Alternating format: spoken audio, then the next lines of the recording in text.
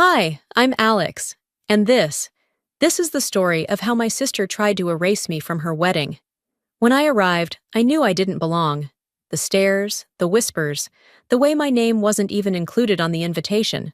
Only my son's. But nothing could have prepared me for the moment I saw my seat card. Single mother, waitress. That's all I was to them. Not a sister, not family. Just a reminder of what they thought was my failure. And as if that humiliation wasn't enough, my sister, standing in front of hundreds of guests, offered me the honor of serving at her wedding. I swallowed the humiliation, for my son's sake. But what happened next? That was something none of them expected. Because while I stayed silent, my son didn't. I walked into my tiny apartment, exhaustion weighing on me like a lead blanket. The scent of brewed coffee still clung to my uniform from the cafe, a constant reminder of the long hours I put in just to keep a roof over our heads. Dropping my purse onto the worn-out couch, I rubbed my temples, preparing myself for another evening of bills, homework, and whatever last-minute crisis an 8-year-old could cook up. Then, I saw it. A pristine white envelope sat on my counter, gold lettering shimmering in the dim light. My fingers hesitated before picking it up. The last time I'd received anything from my sister, Celeste, was a lawyer's notice when she helped my ex-husband Dorian fight for more custody. I exhaled sharply and flipped the envelope over. The elegant script read, Mr. Dorian Whitmore and Ezekiel Langford. That knot in my stomach tightened. My name wasn't there. It wasn't a mistake. Celeste never made mistakes. Mom!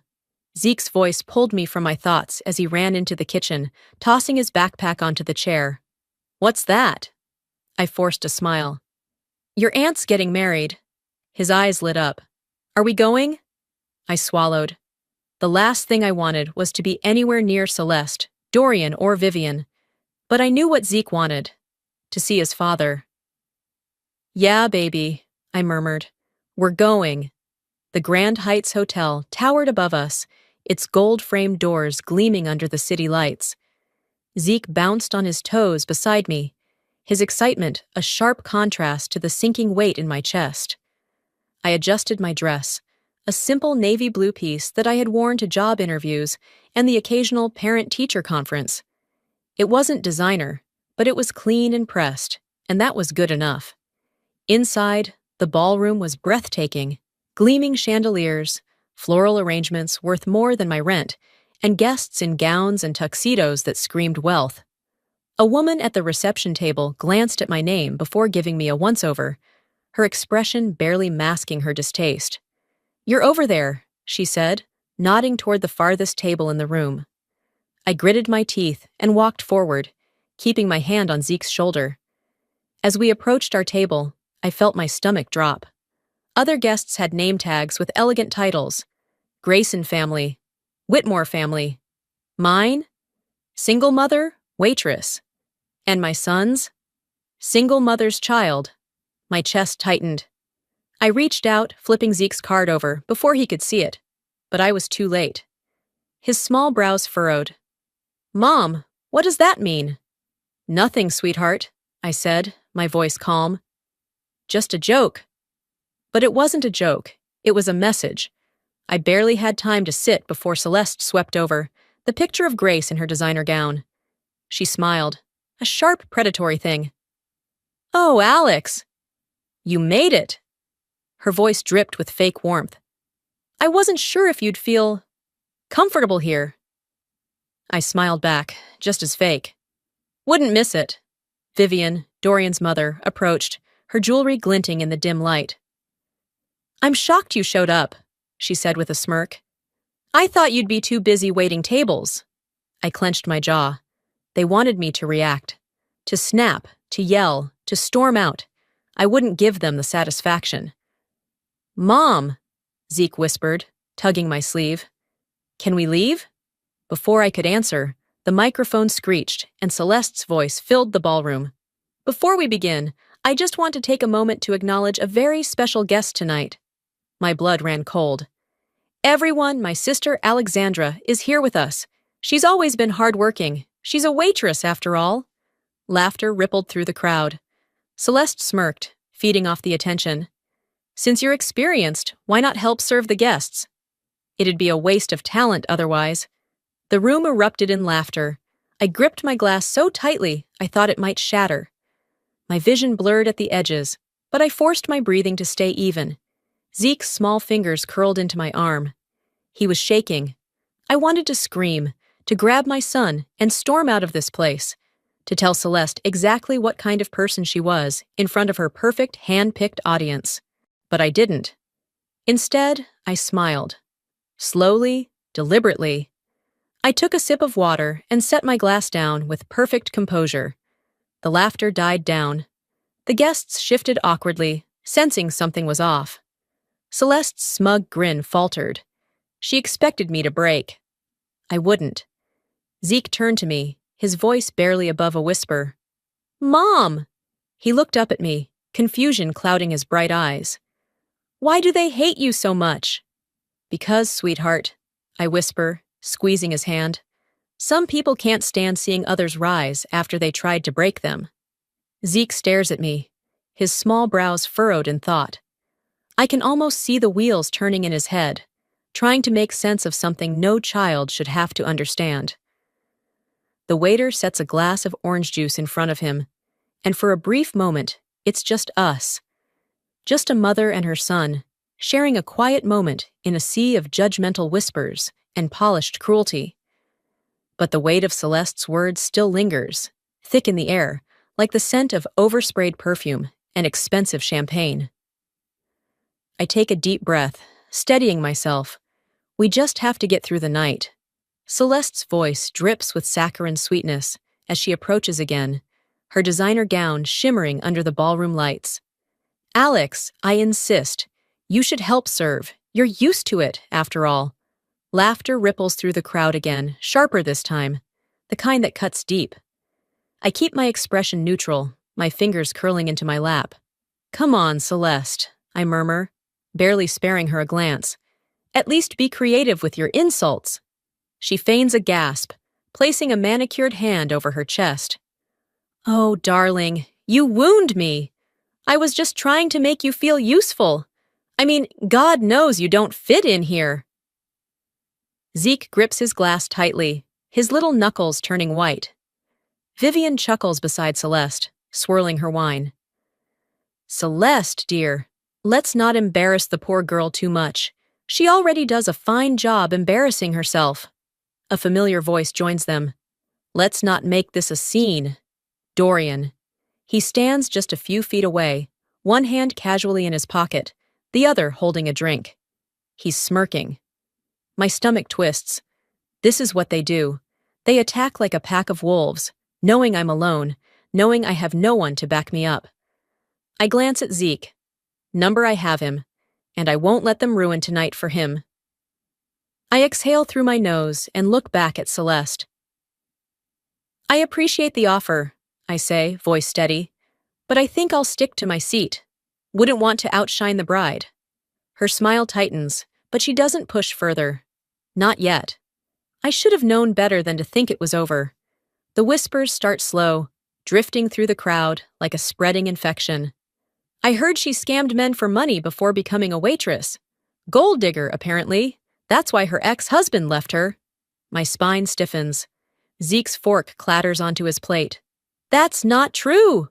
His voice is small but firm, cutting through the noise. Celeste gasps theatrically, placing a hand over her mouth. "Oh dear, these rumors are terrible, aren't they? But you know what they say. Where there's smoke, there's fire." Dorian takes a slow sip of his champagne. He doesn't deny it. I turn to him, my blood running ice cold. "Really, Dorian? You're just going to sit there and let them say that?" He shrugs, as if none of this is his problem. "I don't control what people believe." Zeke looks up at me, eyes wide with confusion and hurt. I place a hand over his, steadying him, steadying myself. Celeste tilts her head, faux concern dripping from her voice. "Oh, Alex, don't be so sensitive. It's just harmless fun." I meet her gaze, cold and unflinching. "Enjoy your night, Celeste." She blinks, caught off guard by my calmness. Zeke looks between us, something shifting in his expression. He sees it now. Celeste isn't just being mean. She's cruel. And for the first time, I think he understands. I take a deep breath, choosing my words carefully. Because, Zeke, some people can't stand losing to someone they think is beneath them. Zeke frowns, his small hands gripping the edge of the table. But you never lost to Aunt Celeste. I let out a soft chuckle, though there's no humor in it. Exactly. For the first time, I see something shift in his expression. Not just hurt, not just confusion. He's questioning things now. He's realizing that the world isn't always fair, that people like Celeste don't need a real reason to hurt others. I wish I could shield him from this, but I can't. The night drags on, filled with the hum of conversation and the clinking of crystal glasses. I force myself to engage in small talk with the few people who still have the decency to acknowledge me, but my mind is elsewhere. Zeke excuses himself to go to the restroom, and I remind him not to wander. I watch him disappear into the hallway, unaware that he's about to uncover something that will change everything. On his way back, Zeke slows his steps, his ears picking up voices coming from a half-open door leading to a side lounge. He recognizes them instantly, Celeste and Dorian. He freezes, something inside him telling him to keep listening. Celeste laughs, her voice dripping with mockery. She still acts like she belongs here. God, it's pathetic. Dorian chuckles. She always did have that stubborn streak, but at least we get to watch her squirm. Zeke's small fists tighten. He knows they're talking about me. Then Celeste's voice lowers, but Zeke hears every word. The best part? Matt has no idea I'm pregnant with your child. Zeke's breath catches in his throat. He doesn't move. He doesn't breathe.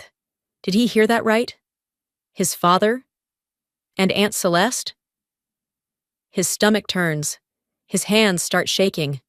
The voices continue, but the words blur together in his mind. Zeke stumbles back, his heart pounding in his chest. If I tell her, will she even believe me? Zeke's head spins as he grips the sides of his jeans, trying to steady himself. This is huge. Bigger than anything he's ever had to deal with. He wants to run straight to me, to blurt it out. But what if Celeste and Dorian lie? What if they twist the truth like they always do? He needs proof. His small fingers wrap around the phone in his pocket, his birthday gift from Dorian. His hands are shaking as he pulls it out. He presses record. The screen glows in the dim hallway as he captures the betrayal unfolding behind that door. His father's voice, casual and careless. Celeste's laughter, full of malice. It's all there. Zeke grips the phone tightly as he whispers, I won't let them hurt Mom anymore. As Zeke carefully sneaks back to the ballroom, his heart pounds in his chest. He has proof. But what now? He slips his phone into his pocket, his fingers still trembling from what he just heard. The laughter, the arrogance, the outright betrayal. It replays in his mind like a broken record. He glances up, searching the crowd until his eyes land on Celeste. She's smiling, laughing effortlessly as if she hasn't just destroyed lives. Zeke's stomach twists. She's lying to everyone. Matt stands beside her, oblivious, raising a toast while Celeste clings to his arm. Dorian is just a few feet away, talking with guests, looking composed, like a man with nothing to hide. Zeke clenches his jaw. They're all pretending. He turns toward our table, his gaze locking onto me. I'm sitting there, holding my posture firm despite the whispers that swirl around me. I force a smile at a passing guest, even though I know exactly what they're saying. Not yet, Zeke whispers to himself. I need the right moment. His hands are still shaking when he pulls out his phone again. He steps behind a marble column, his heart hammering as he presses play. The voices are unmistakable. Celeste's laughter, Dorian's smug tone. And then the words that make his stomach turn all over again. Matt has no idea I'm pregnant with your child. Zeke swallows hard, forcing himself to listen. Dorian barely even hesitates before replying. Timing is everything, Celeste. Don't screw this up. It's all there. The proof. His fingers tighten around the phone. He has to show me. But when? He peeks out from behind the column and sees me sitting stiffly at the table, my hands resting on the linen cloth, my jaw tight. Guests still murmur, throwing sidelong glances in my direction. He knows I've heard the whispers. Zeke's fingers hover over the screen. He could walk up right now, hand me the phone, and let me hear it for myself. But something inside him tells him to wait. Not here. Not like this. I barely have a moment to breathe before a familiar presence blocks my path. Vivian Whitmore. She stands before me like a statue, poised, elegant, and cold. Her eyes flick over my dress, with thinly veiled disdain, before she offers a smile that never touches her eyes. "Let's make this simple, dear," she says, voice smooth as silk. I exhale slowly. "Oh, I doubt anything with you is ever simple." Her smile twitches, but she recovers. Slowly, deliberately, she reaches into her clutch, pulling out a crisp checkbook. She flicks it open, scribbles something down, and then tears the check out with a practiced motion. She holds it up between two fingers, like an afterthought. 50,000, she says coolly. Enough to start over somewhere else. A fresh beginning. I stare at her, unblinking. "You want me to leave Chicago?" My voice is even, but my fingers curl into my dress beneath the table. "I want you to be smart." Her tone is clipped, impatient. "Take the money, move somewhere new, and don't look back." I let out a slow, bitter laugh. "And if I say no?" Her lips press together in something resembling sympathy. "You won't like the alternative." I take the check between my fingers, staring at the number scrawled in elegant ink. $50,000. I fold it in half, then again. Then, slowly, I rip it in half. Vivian's expression doesn't change, but I see the flicker of something dark in her eyes. I drop the torn pieces at her feet. "I don't take bribes, not from you." She tilts her head slightly, her smile sharpening. "You'll regret this." I match her gaze, unflinching. I doubt that. Vivian exhales through her nose, smoothing the front of her gown, as if I'm not worth the effort of a reaction. She steps over the torn check without another word and walks away. I watch her go, my pulse steady. When I return to the table, Zeke is already there, watching me closely. He clenches his phone in his small hand.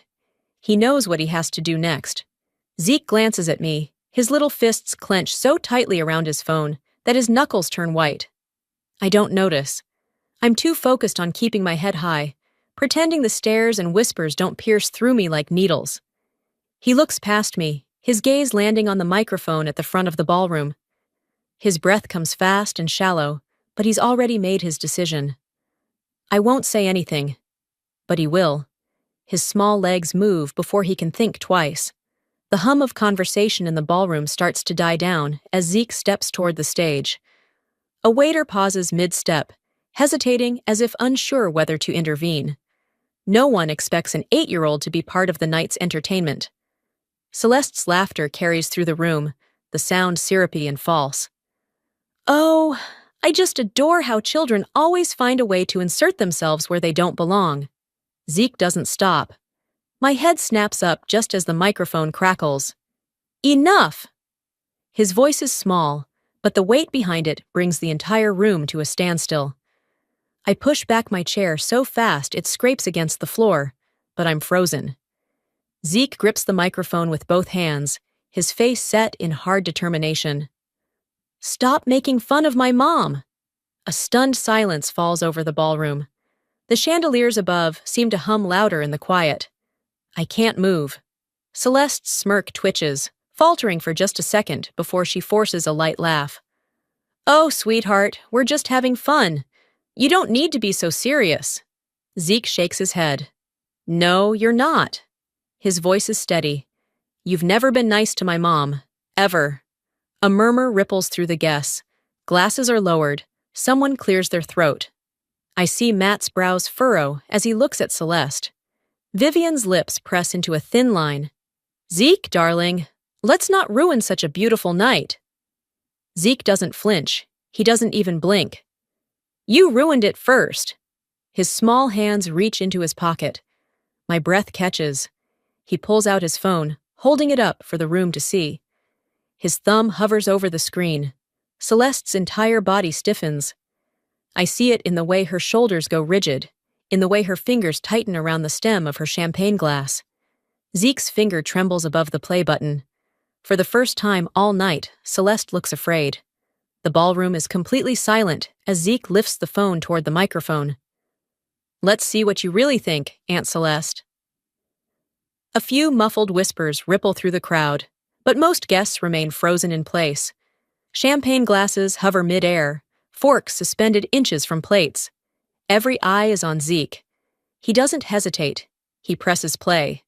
The sound crackles through the speakers, and then, Celeste's unmistakable voice fills the room. "The best part? Matt has no idea I'm pregnant with your child."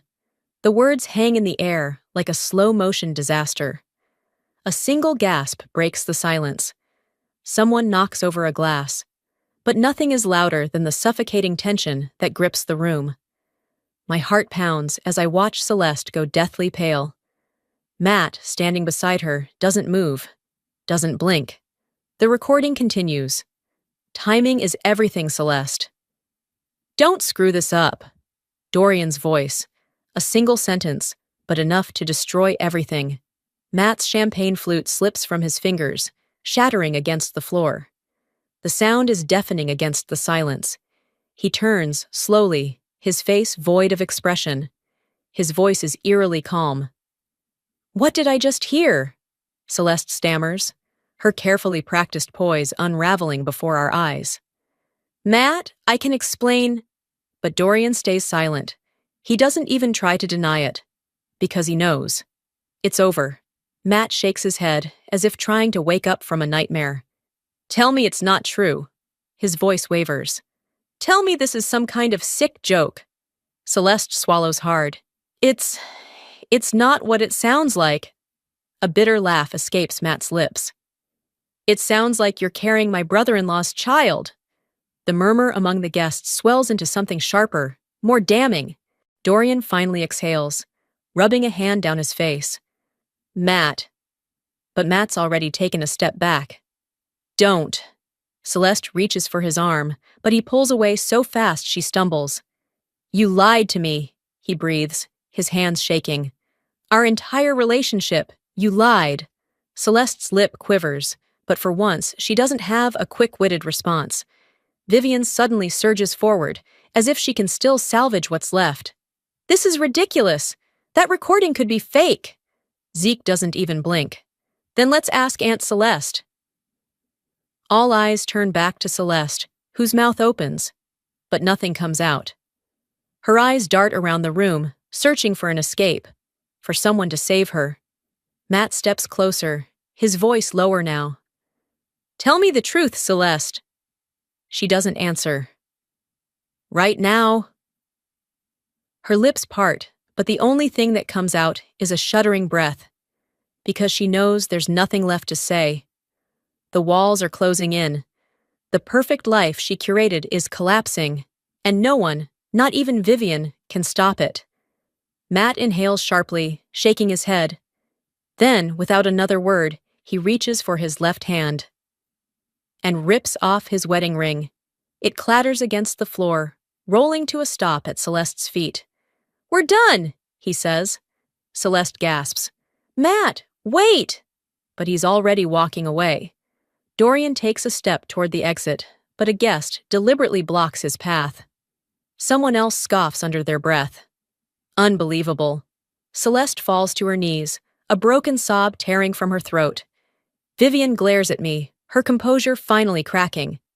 "You did this!" I don't flinch. I meet her gaze head-on. "No, Vivian." I exhale, my voice steady, unwavering. "Your family did this to themselves." Matt turns to me, his voice raw. "You knew, didn't you?" I meet Matt's gaze, my expression unreadable. "I suspected. But now you know the truth." His jaw tightens, the weight of betrayal settling over him like an anchor. Celeste is still frozen, her face pale, her body rigid as if she can stop time itself and undo what's already been said. But the damage is done. Then she moves. With a desperate sob, Celeste lunges forward, grasping at Matt's hand. "Please, Matt," she gasps, her fingers clinging to him. "I made a mistake, but I love you. We can fix this." Matt doesn't pull away immediately. For a brief second, I wonder if he'll cave, if the years of history between them will override the truth. But then he exhales sharply, shaking his head. "A mistake?" His voice is eerily calm. "A mistake is forgetting an anniversary, leaving the oven on, calling someone the wrong name. This wasn't a mistake, Celeste. This was a choice." Celeste whimpers, shaking her head furiously. "No, Matt. You were never going to tell me, were you?" His voice cracks slightly. "You were just going to let me raise Dorian's child as my own." Gasps echo throughout the room. The last remnants of sympathy in the air vanish completely. Celeste crumbles. Matt turns toward the guests, running a hand over his face as if trying to scrub the humiliation away. He lets out a bitter laugh. "I won't marry a liar." The ballroom is deathly silent. Then, in a single, deliberate motion, he reaches up and rips off his boutonniere. The tiny flower falls to the floor, weightless compared to the bombshell that just dropped. Vivian surges forward. "Matt, you don't have to do this." Her voice is sharp, desperate. "She made a mistake, but we can handle this privately." Matt turns to her, his eyes blazing. "You knew, didn't you?" His words cut through the air like a knife. "That's why you tried to pay Alex to leave." Vivian falters. The guests murmur, their curiosity sharpening into full-blown judgment. Vivian regains her composure quickly, straightening her shoulders. "Darling, we were just trying to protect you."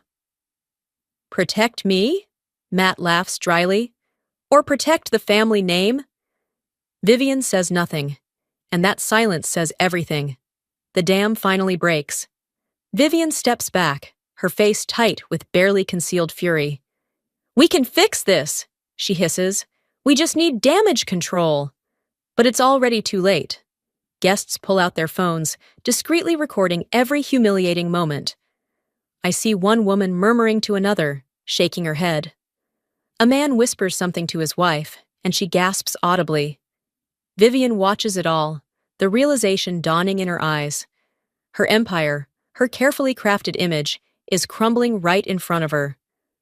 Dorian, ever the coward, tries to slip away unnoticed.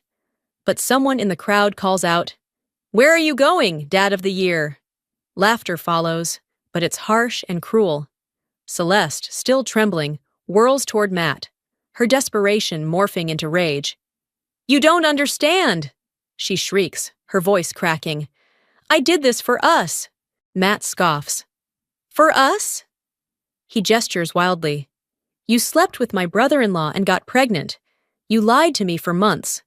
How exactly was any of this for us?" Celeste clenches her fists, her eyes flashing with fury.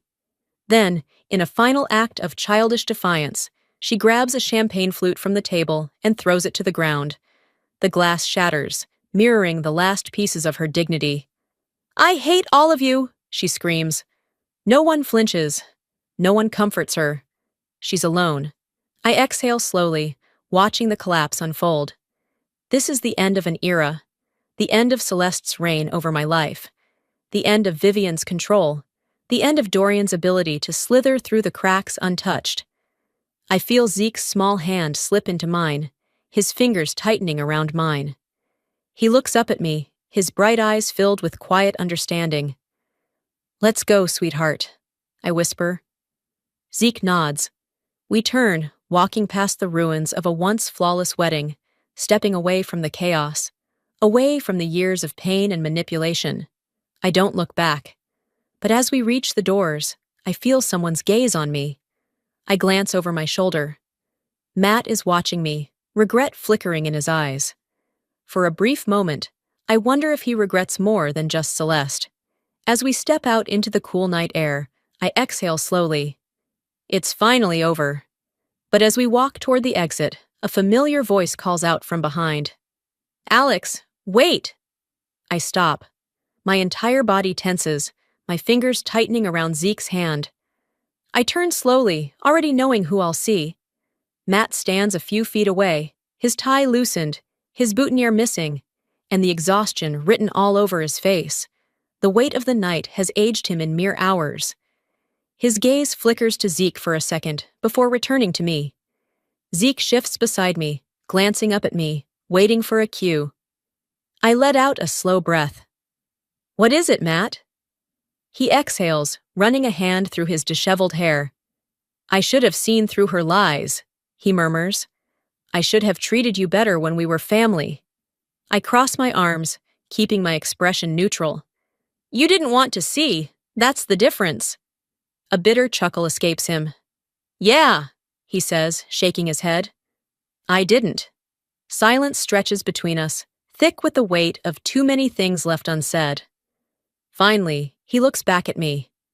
"I don't expect forgiveness, but thank you for showing me the truth." A lump forms in my throat, but I swallow it down. This isn't my burden to carry anymore. Zeke steps forward, looking up at Matt with those sharp, observant eyes of his. "You deserved better, too," he says softly. Matt's shoulders sag slightly, his expression unreadable. But I see something shift in his gaze, like he's finally realizing how much he's lost. I reach down, taking Zeke's hand again. It's time. Matt watches us for a long moment. Then, as if realizing there's nothing left to say, he asks, "Where will you go?" I give him a small, knowing smile. "Forward." And with that, I turn away. I don't look back. We step out onto the sidewalk, the cool night air wrapping around us. For the first time in years, I feel lighter. Zeke squeezes my hand. "Are we finally free, Mom?" I look down at him, exhaling deeply, letting every painful memory, every betrayal, and every weight I've carried for too long leave with my breath. "Yes, baby," I whisper.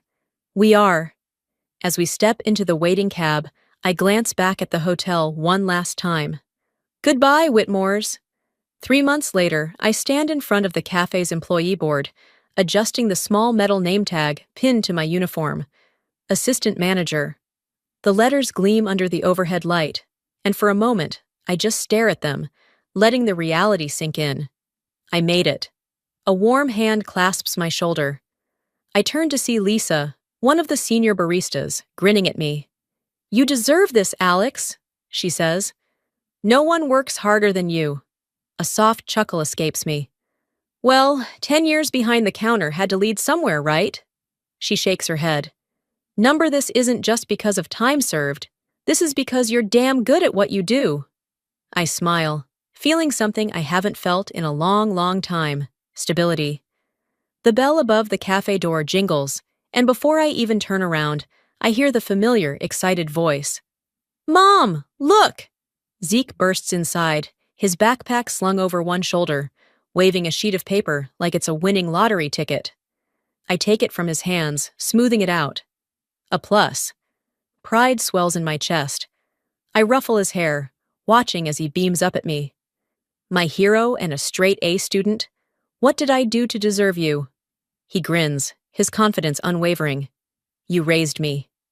My throat tightens, emotions creeping up before I can stop them. I kneel, pulling him into a tight hug. "You make me so proud, sweetheart."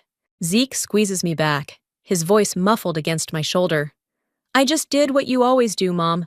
I didn't let anyone tell me I wasn't good enough."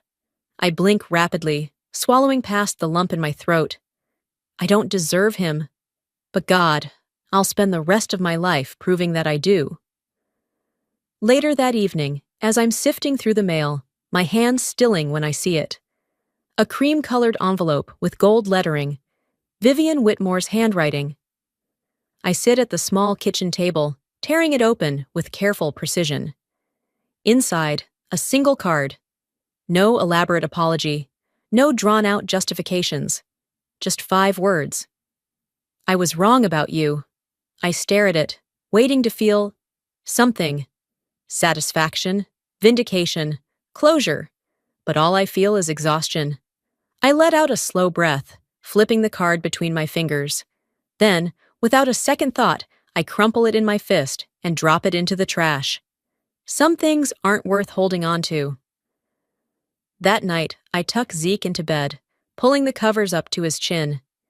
He looks up at me, thoughtful, his eyes filled with the kind of quiet wisdom that only children seem to have. Do you think we'll be okay now, Mom? I brush a lock of hair from his forehead, pressing a kiss to the top of his head. We already are. His eyes flutter closed, his breath evening out. I step to the doorway, flicking off the light. As I stand there, watching the slow, steady rise and fall of his chest, a thought drifts into my mind, warm and unshakable. We fought for this life, and we always will be. As I stand in the quiet of my home, watching Zeke sleep peacefully, I can't help but reflect on everything we've been through. Life has a way of testing us, pushing us to our limits, and sometimes making us question our own worth. But if there's one thing I've learned, it's this. We are not defined by the people who try to break us. We are defined by how we rise after they do. For years, I allowed others to dictate my value. I let their words, their judgments, and their power make me feel small. But the truth is, no one has the right to tell you who you are or what you deserve. Not your family, not society, not the voices in your head that whisper doubt in the quiet moments. Your worth isn't up for debate. If you're going through a season of struggle, if you feel like the world is against you, hear me when I say this. Keep going. Stand your ground. Hold your head high. The people who try to dim your light are often the ones who fear your strength the most. And one day, when you refuse to break, you'll realize that the life waiting for you on the other side of the pain is one you deserve. And if this video touched you in any way, if it made you think or even made you feel something deep inside, let me know by commenting 1 below or telling me where you're watching from. If you disagree or see things differently, I want to hear that too. Don't forget to hit subscribe and turn on notifications so you don't miss our next story. Because life is full of lessons, and sometimes the most powerful ones come from the people who have lived them. Until next time, stay strong, stay true to yourself, and never let anyone tell you that you are less than what you are.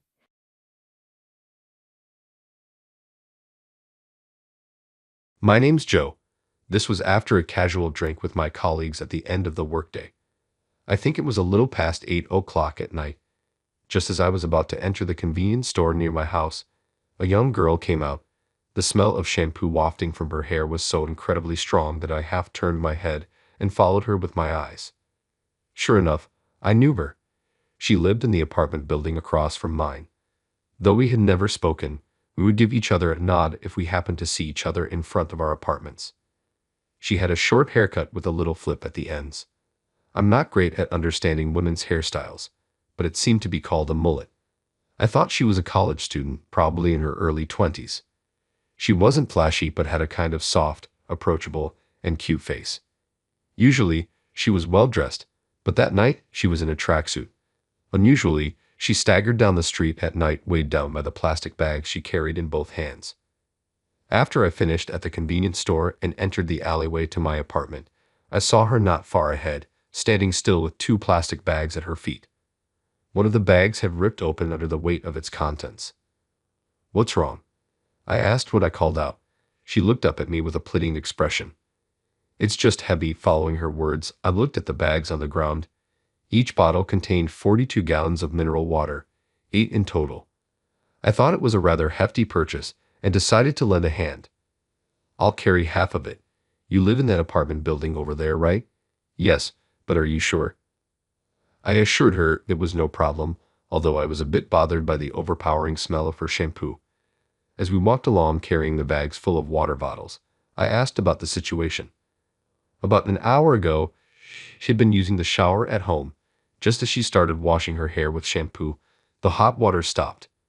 She had only planned on showering, so the bathtub was empty. She wiped off the shampoo suds with a bath towel as best she could, and then stepped out of the bathroom in her tracksuit, so she hadn't rinsed off the shampoo. That's why the smell was so intense. I nodded in understanding, feeling strangely satisfied with her explanation. Despite this, her story continued. Just as she stepped out of the bathroom, The doorbell rang. It was her neighbor checking to see if her water was also out. It turned out the water was out in all the apartments, and everyone started making a fuss. Someone called the property management company who managed the building. When they came to check, it turned out to be a problem with the water tank. They called a professional to repair it, but it couldn't be fixed that night, and so everyone had to spend a night without water. That's why she had to buy bottled water at the convenience store. I helped her carry the water bottles up to her room. She thanked me repeatedly, looking quite embarrassed. That's quite a disaster. Must feel awful with your hair full of shampoo. At my words, she put her hand on her own head. Yes, so after buying the water, I thought I'd boil some and wash it out. As she said this, something flashed in her mind, and her eyes lit up. Right? There's a spot on the street past the convenience store, isn't there? Maybe I'll go there. It's been a while since I last visited a spa. I wouldn't usually. I nodded, turned on my heel to leave, and then remembered something and turned back to her. That spa, it's closed on Tuesdays. Her hand, which was inserting the key into the lock, suddenly stopped. Then she looked at me with her mouth gaping. There weren't any other internet cafes or the like where she could use a shower in this neighborhood. If you'd like, you can use mine. It's old, but I keep it clean so it's not dirty. She lived in what you might call a fancy designer condo. In contrast, I lived in a 40-year-old two-story wooden apartment building. At best, it was of a retro design, but simply put, the decay was severe. It was a rickety old apartment, but I liked it. There wasn't any particular inconvenience, and the location was good. My room was on the second floor and got decent sunlight, and above all, the rent was by far the cheapest in this area. I even doubted whether it was a crime scene when I first moved in. The layout of the room was such that as soon as you entered the front door, the kitchen, about the size of a small dining room, was to the right, and a back bathroom unit was to the left, and there was just one larger room in the back. She was a little hesitant about my invitation, but losing to the unpleasant feeling of her hair, she eventually came to borrow the shower. She came to my room with a fearful look on her face, looked around with a curious look on her face, and then entered the bathroom immediately. I heard the sound of hot water running and pitter-pattering from the shower. I felt as though I was listening to a sound I shouldn't be hearing, so I turned on the TV in a hurry. Thanks to you, I feel refreshed. I'm glad I could be of help. Exchanging these words, I saw her off from the doorway. A few days later, in the area where my apartment is located, there was a prior notice that due to power supply tightness, a planned power outage would be implemented for about 2 hours from around 7:00 p.m. It may be inappropriate for me to say this, but I was looking forward to a little taste of what a power outage would be like, if only for a couple of hours. At exactly 7:00 p.m., it became pitch dark outside the window. The lights in my room remained on. Wondering what was going on, I went outside of the apartment. It turned out that even though this whole area was said to be affected, my apartment was excluded, and the power outage had occurred up to the other side of the narrow lane. I was left a bit surprised, not knowing whether to be happy or disappointed. Then she came out of the condo across the street, which was affected by the power outage. When I greeted her, she also bowed her head, saying, "Thank you for the other day." Then she sighed and said, "It's a power outage this time. It's so annoying, and I have an exam tomorrow." She had heard the notice about the planned power outage, but it seemed like she was sure it would be canceled. But still, taking the previous water outage as a lesson, she had stored some water in cases where water tanks are used in condos. Water is sent to each room using electricity, so if there is a power outage, water will also stop. And when the power really went out and the lights turned off, she thought she would try to imagine the exam questions in the dark, almost like a meditation. She was thinking about making some to calm down, but my place is fully. She was thinking about making some to calm down, but my place is fully electric.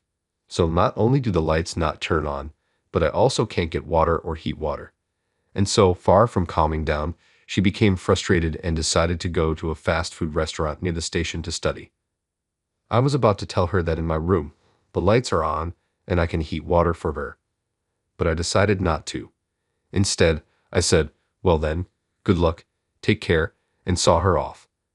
Then, the next evening, when I was returning from work and about to leave the station, I saw her arguing with a station staff inside the ticket gate. "Good evening, is something wrong?" I asked. "Oh, Joe," she replied. I didn't remember introducing myself to her, but maybe she had seen my nameplate when she came to borrow my shower. I don't have enough money for the train fare, she explained. Train fare? How much? I asked. She answered with a face that looked like the world was ending. 80 cents. 80 cents nowadays. I couldn't help but laugh out loud. But anyways, I lent her the money. Anyway, she successfully exited the train station and headed home with me. I think I dropped my phone in the train, she said. She's always been one to go cashless, paying with her phone wherever she went. Of course, she carried a bit of cash too, but that day she had just finished her college exams and had an early dinner with her friends to celebrate. The restaurant they entered only took cash, and she used up most of the cash she had. Then she took the train, but she used her phone as her train pass as well. She was able to go through the ticket gate when she boarded the train with her phone, but after she got off, she lost her phone and couldn't get out of the station. When she explained the situation to the station staff, they checked for lost items but told her, "We have no matching reports yet. You can either wait a little longer or hope that the train crew finds it when the train she was on goes back to the garage." Regardless, she had to pay the train fare. It was okay to self-report the station she got on at, I suggested. She should have just said she boarded from the next station, but she honestly answered. As a result, the fare from that station was 80 cents more than what she had left in her wallet. If she had a debit card, she could have withdrawn cash from the ATM on campus, but she always left her debit card at home and relied on her phone. The next morning, she came to visit me out of breath as I was leaving for work. She had withdrawn cash from the ATM at a convenience store last night. Since she didn't have a landline at home, she searched for a public phone in the neighborhood and just contacted the railway company. Then she found out that her phone was stored as a lost item. "So, I'm going to go pick it up now," she said, running off. Then she came back to me as if she remembered something and paid me back the 80 cents I lent her yesterday. Watching her leave, I couldn't help but laugh. I felt like I had become her angel or something. The next weekend, while I was shopping at a nearby supermarket and checking out, I spotted her at the next register. She was unlearned, paying with her phone again. After checking out, I approached her at the batting station and spoke to her. "Hello, are you shopping?" I asked. She looked surprised for a moment, but as soon as she recognized me, she smiled and said, "We've been running into each other a lot lately, haven't we? Maybe we just didn't notice each other before. We might have been passing by each other all the time." We left the supermarket and walked home together. "Lately, I've been really unlucky," she said, looking up at the sky and shaking her shoulders back and forth in a bored manner. "I'm really fed up. I failed my college exam, made a mistake at my part-time job, and got scolded, and the other day when I was walking on the street, I even got pooped on by a crow." I chuckled through my nose. Hey, we all have times like that. Suddenly, she got an idea and said, "Hey Joe, can I use your kitchen today?" I said okay, but asked why. She answered that the reason she hasn't been lucky lately is because of the apartment she's living in. Since she moved there, she feels like her luck has turned bad. "I'm not good at cooking, but I'm good at making omelets. But the apartment I'm living in is all electric with an induction heater," she explained. She said that with an induction heater, she couldn't make an omelet the way she wanted. I thought blaming it on the tools was a bit much. Maybe it's a kind of exorcism. If I can make a good omelet with gas, maybe I'll move to a place that's not all electric, she said. I didn't expect the word exorcism to come out of her mouth. Sure, why not give it a try? I'll taste it for you. The omelet she made turned out overcooked and hard, far from delicious. Several more days passed. A major hurricane was approaching, and the company ordered us to finish work early. Just after 4 p.m., I left the office and got on the train for home. As predicted, the weather was threatening, with strong winds blowing and ominous thick rain clouds hanging in the sky. I did some shopping at the usual supermarket on the way home and hurried back to my apartment. When I got there, she was sitting alone in a squatting position in front of my door. "What are you doing? Is something wrong?" I asked. She looked up with a sad face and told me that a group of friends from her college club, who she was very close with, had organized a mixer a few days ago. She found out today that she was the only one not invited. She said she felt left out. "What a foolish thing to worry about." "Well, that's youth for you," I said, laughing off the situation. Anyway, the wind is getting stronger and it's starting to rain. The storm is coming. You should go home, or would you like to come in? To my surprise, she said she would like to come into my apartment. The storm was getting closer, and the wind and rain were intensifying. My 40-year-old, poorly constructed apartment was making all sorts of creaking and groaning noises. She looked anxious the whole time. She probably has never heard such noises in her fancy apartment. Are you going to eat with me? I'm making fried rice for dinner, I called out from the kitchen. She happily accepted the offer and came to the kitchen. I placed the frying pan on the gas stove, added some oil, and started tossing in the ingredients one by one. With a swift backward pull, I tossed the fried rice in the air with the pan. Wow, you were good. Can I try? She asked. I handed over the pan to her, who was very motivated. She shut the pan.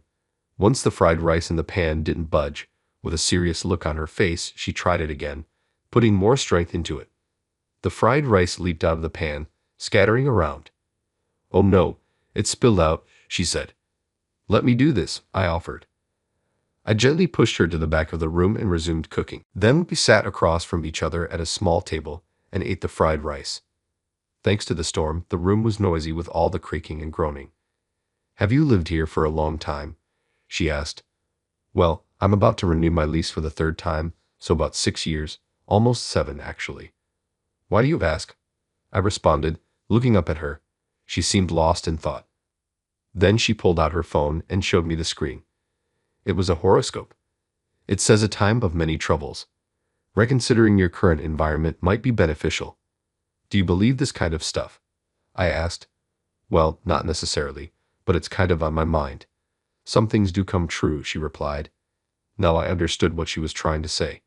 She had previously mentioned that her recent streak of bad luck might be due to her current apartment, and now this horoscope suggests she should reconsider her environment.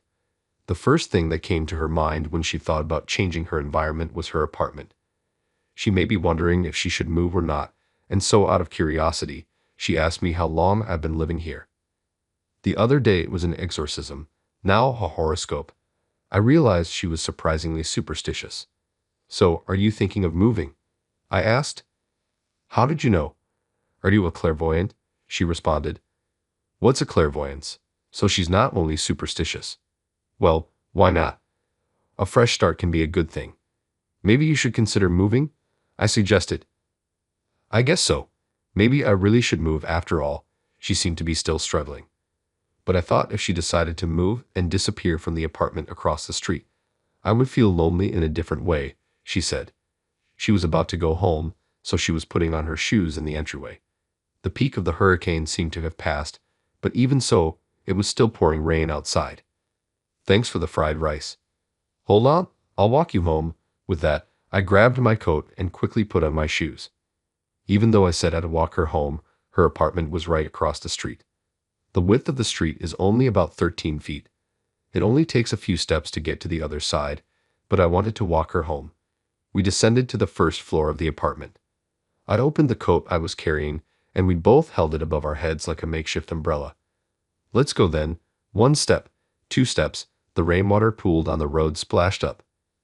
3 more steps, and we could cross the road, I shouted, holding her shoulder. All right, let's go for it. Yes. On your marks, get set, go. Hop, step, jump. We landed in front of her apartment. Then she pulled my hand and dragged me into the entrance. I decided I'm going to move. So you've decided. I regretted a bit for telling her to move unnecessarily. Can I have your contact? When she'd asked, I gave her my cell phone number. She saved that into her smartphone. I'll send you an email later. I silently nodded and said goodbye to her. A month later, she left the apartment across the street. I thought I would feel lonely not seeing her face anymore, but that was not the case. Instead, I became busier because I'm exchanging emails with her many times a day. How did you like today's story? Your channel subscription and likes give me the motivation to keep creating. I'm also looking forward to reading your comments. See you in the next video.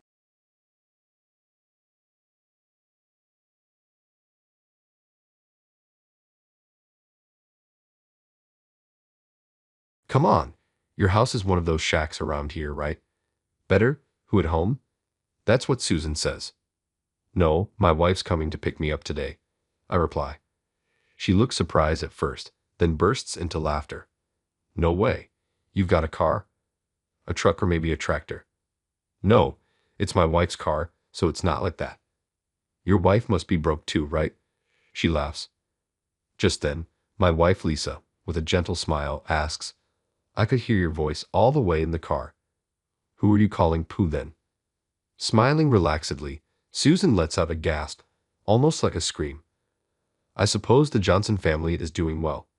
It seems you only come around to discuss loans with the main family. No, it's not like that. When I said Pooh, I was talking about Tom. So you're saying you call my husband a poor man? Lisa's eyes narrow like a snake aiming for its prey. She's definitely angry. Once she gets like this, there's no stopping her. I just watch as Susan, who was acting all high and mighty, trembles like a criminal at the guillotine. My name is Tom. I'm just an average doctor running a practice in a small rural town in my hometown. Originally, I worked at a hospital in the city, but the hustle and bustle didn't suit me, so I returned to the tranquility of my hometown. There's a high demand for medical care for the elderly here, but not enough hospitals. I spend my days treating patients who come in with aches and pains after farming and listening to their stories. Then I receive a letter. It's an invitation to a high school reunion. I grew up in this rural area, the son of a farmer. The farm is now run by my brother's family. I didn't come from a wealthy family, and my parents and older brother were kind, but because of that, I always felt apologetic. I was physically weak and couldn't help around the house, so I focused on my studies. I got into a prestigious university, but my goal was medical school. Though I had given up on it due to budget constraints, my parents sold some of our land, and my brother even broke into his savings to gather the money for me. I accepted it with tears and set off alone for the university in the city. Life there was tough. I rented a cheap apartment and worked part-time while attending college. I studied late into the night to keep up with my classes. I must have been really exhausted. One day, a beautiful woman sat in front of me in the cafeteria while I was just drinking water with a pale face. She turned out to be my future wife. She was studying in the economics department and seemed to have been looking out for me, who sometimes sat there alone, idle as sipping water. I was worried because you always look tired. Sorry for that. No need to apologize. I was captivated by her laughter. We introduced ourselves to each other and gradually became friends, often chatting in the same way. Before I knew it, we fell in love. Having a girlfriend lit a fire under my motivation. I aced both my job and studies, gaining a lot of knowledge. She, understanding my plight as a poor student, prepared homemade lunches for me every day and earnestly took care of me when I felt sick and caught colds easily. I felt guilty for relying on her so much. I love you because you're always trying hard, she said, smiling. So a girlfriend and I graduated and got married. My parents were surprised that I got married right after graduation, and my brother laughed at me, but everyone attended our wedding and celebrated with us. After working for about 20 years in a hospital in the city, I couldn't maintain my health in the urban environment and decided to return to my hometown for treatment. My old classmates back home were surprised that I returned as a doctor, but they welcomed me warmly. I was looking forward to this reunion as a local to meet classmates who had gone to the city. I was eagerly awaiting that day. This year's reunion turned out to be larger than expected. When I mentioned I hadn't expected it to be big enough to book an entire banquet hall at the hotel, my local classmates laughed and said, "It's because Susan is coming." Susan? Who was that again? I searched my memory. You were often absent, Tom, so you might not remember her. She was beautiful, a genius, the belle of our class. That makes sense. Her attendance must have attracted many others, I realized. My classmates looked at me in amazement. What's up? Well, Tom, Susan saw you as a big rival. You were always top of the class. Really? Back then I was just focused on studying, working too hard, and often getting sick, so I didn't interact much with anyone except close friends. The classmates I'm talking to now are ones I started speaking with after returning to the countryside. Returning home, I got to talk to people I couldn't during my desperate younger years and ended up with more friends than I had in my youth or while living in the city. I'm satisfied with my current situation. As more people started arriving, a commotion arose at the entrance. I wondered what was happening when a glamorous beauty entered, accompanied by several men. I see, she must be Susan. She was indeed beautiful. But to me, my wife is the most beautiful. Please find a seat. Start from the back. There's no particular seating arrangement. That's how it is at a rural reunion. But then Susan glared sharply at me.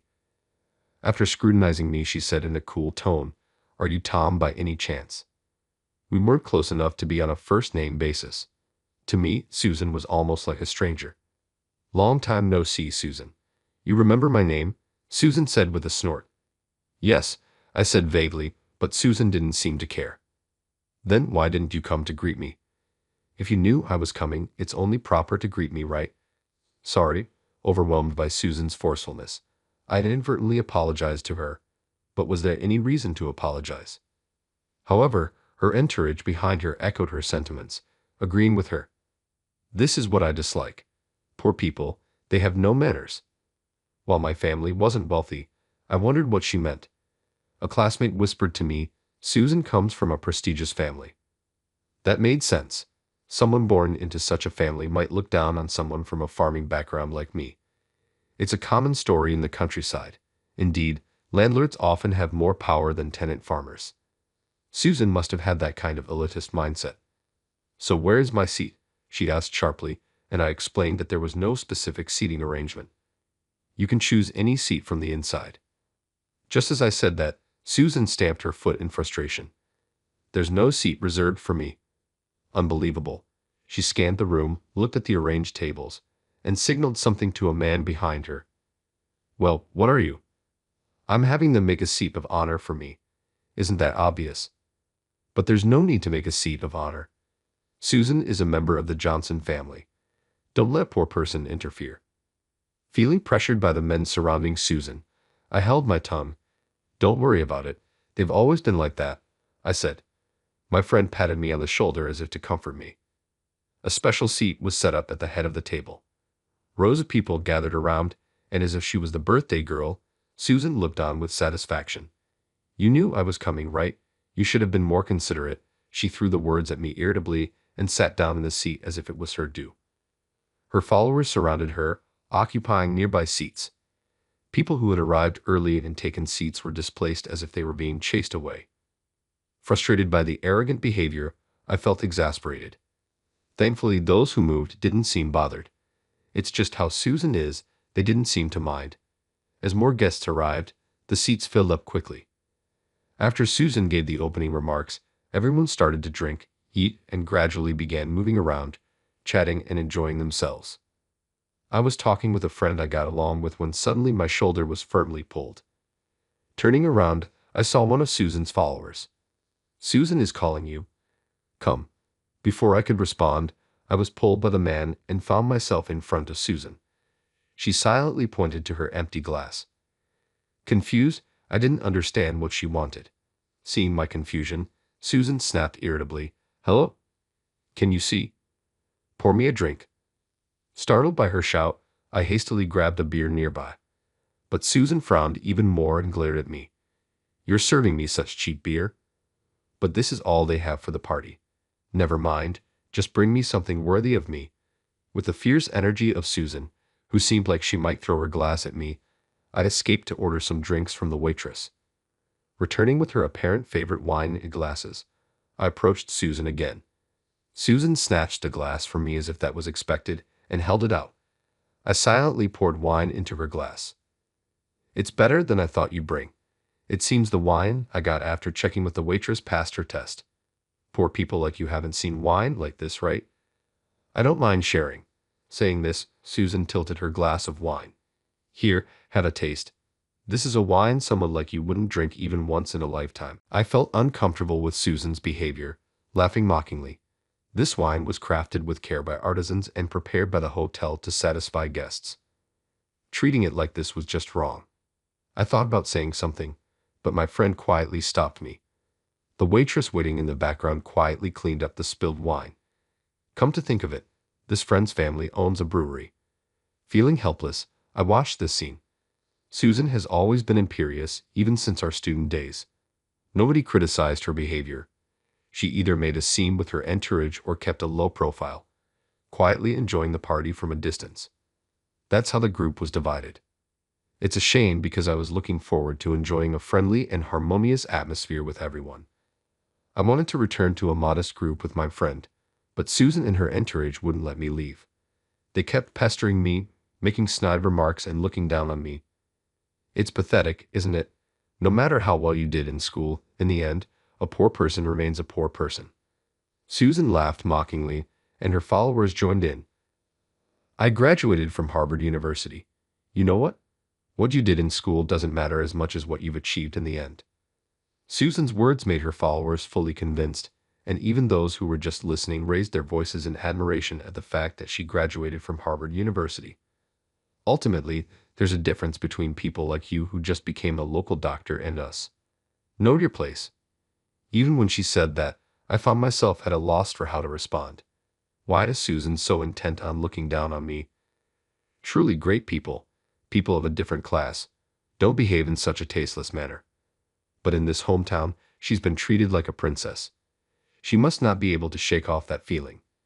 As a classmate, I worry whether she isn't embarrassed to behave like this. In a rage, but if I were to say such a thing, I could clearly see her getting furious. That would ruin the reunion. After all, Susan and her entourage probably only came to prop her up, and if this can just end without incident, then being ridiculed is not a big deal. I endured the disdainful remarks, just letting them wash over me as Susan dominated the reunion.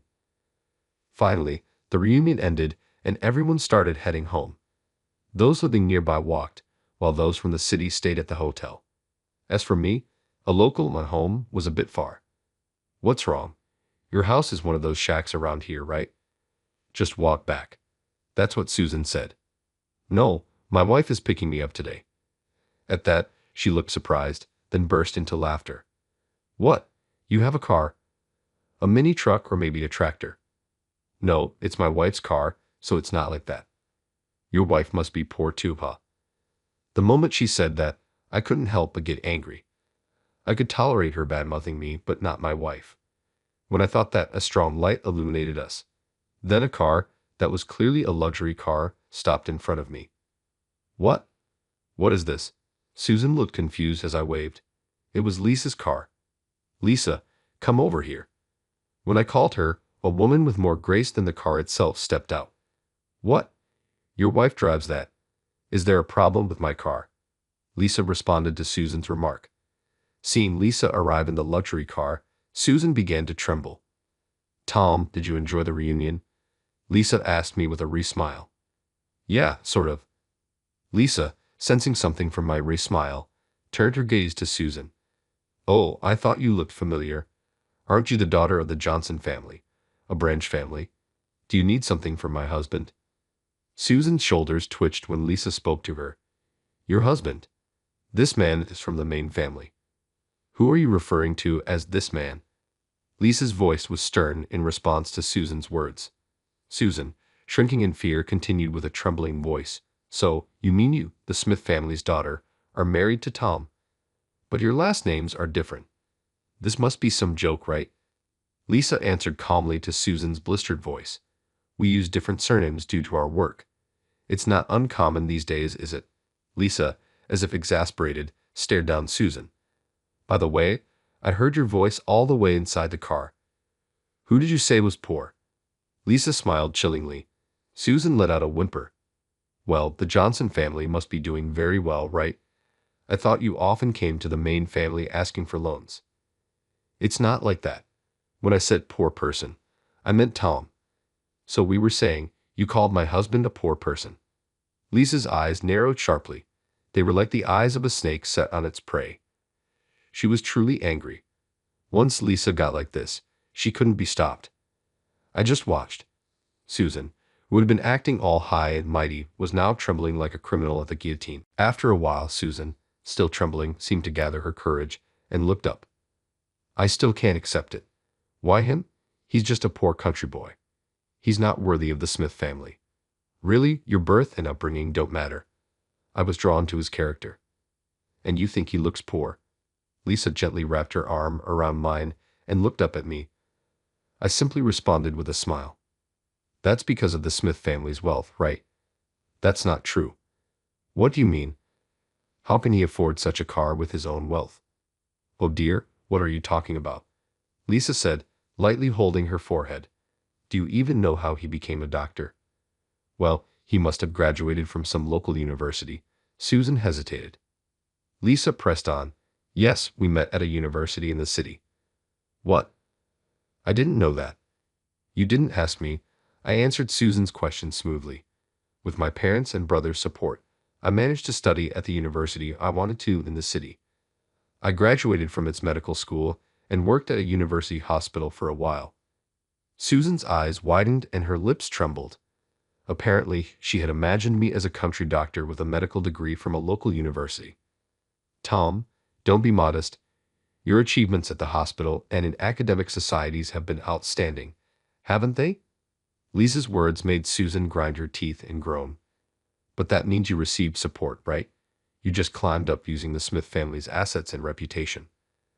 At those words, Lisa's face turned fierce. She stamped the ground as if about to break her heels. I can't ignore what you've been saying. Susan shrank back at Lisa's intensity. Seizing the moment, Lisa continued, I've been with Tom since university, and he never relied on my family.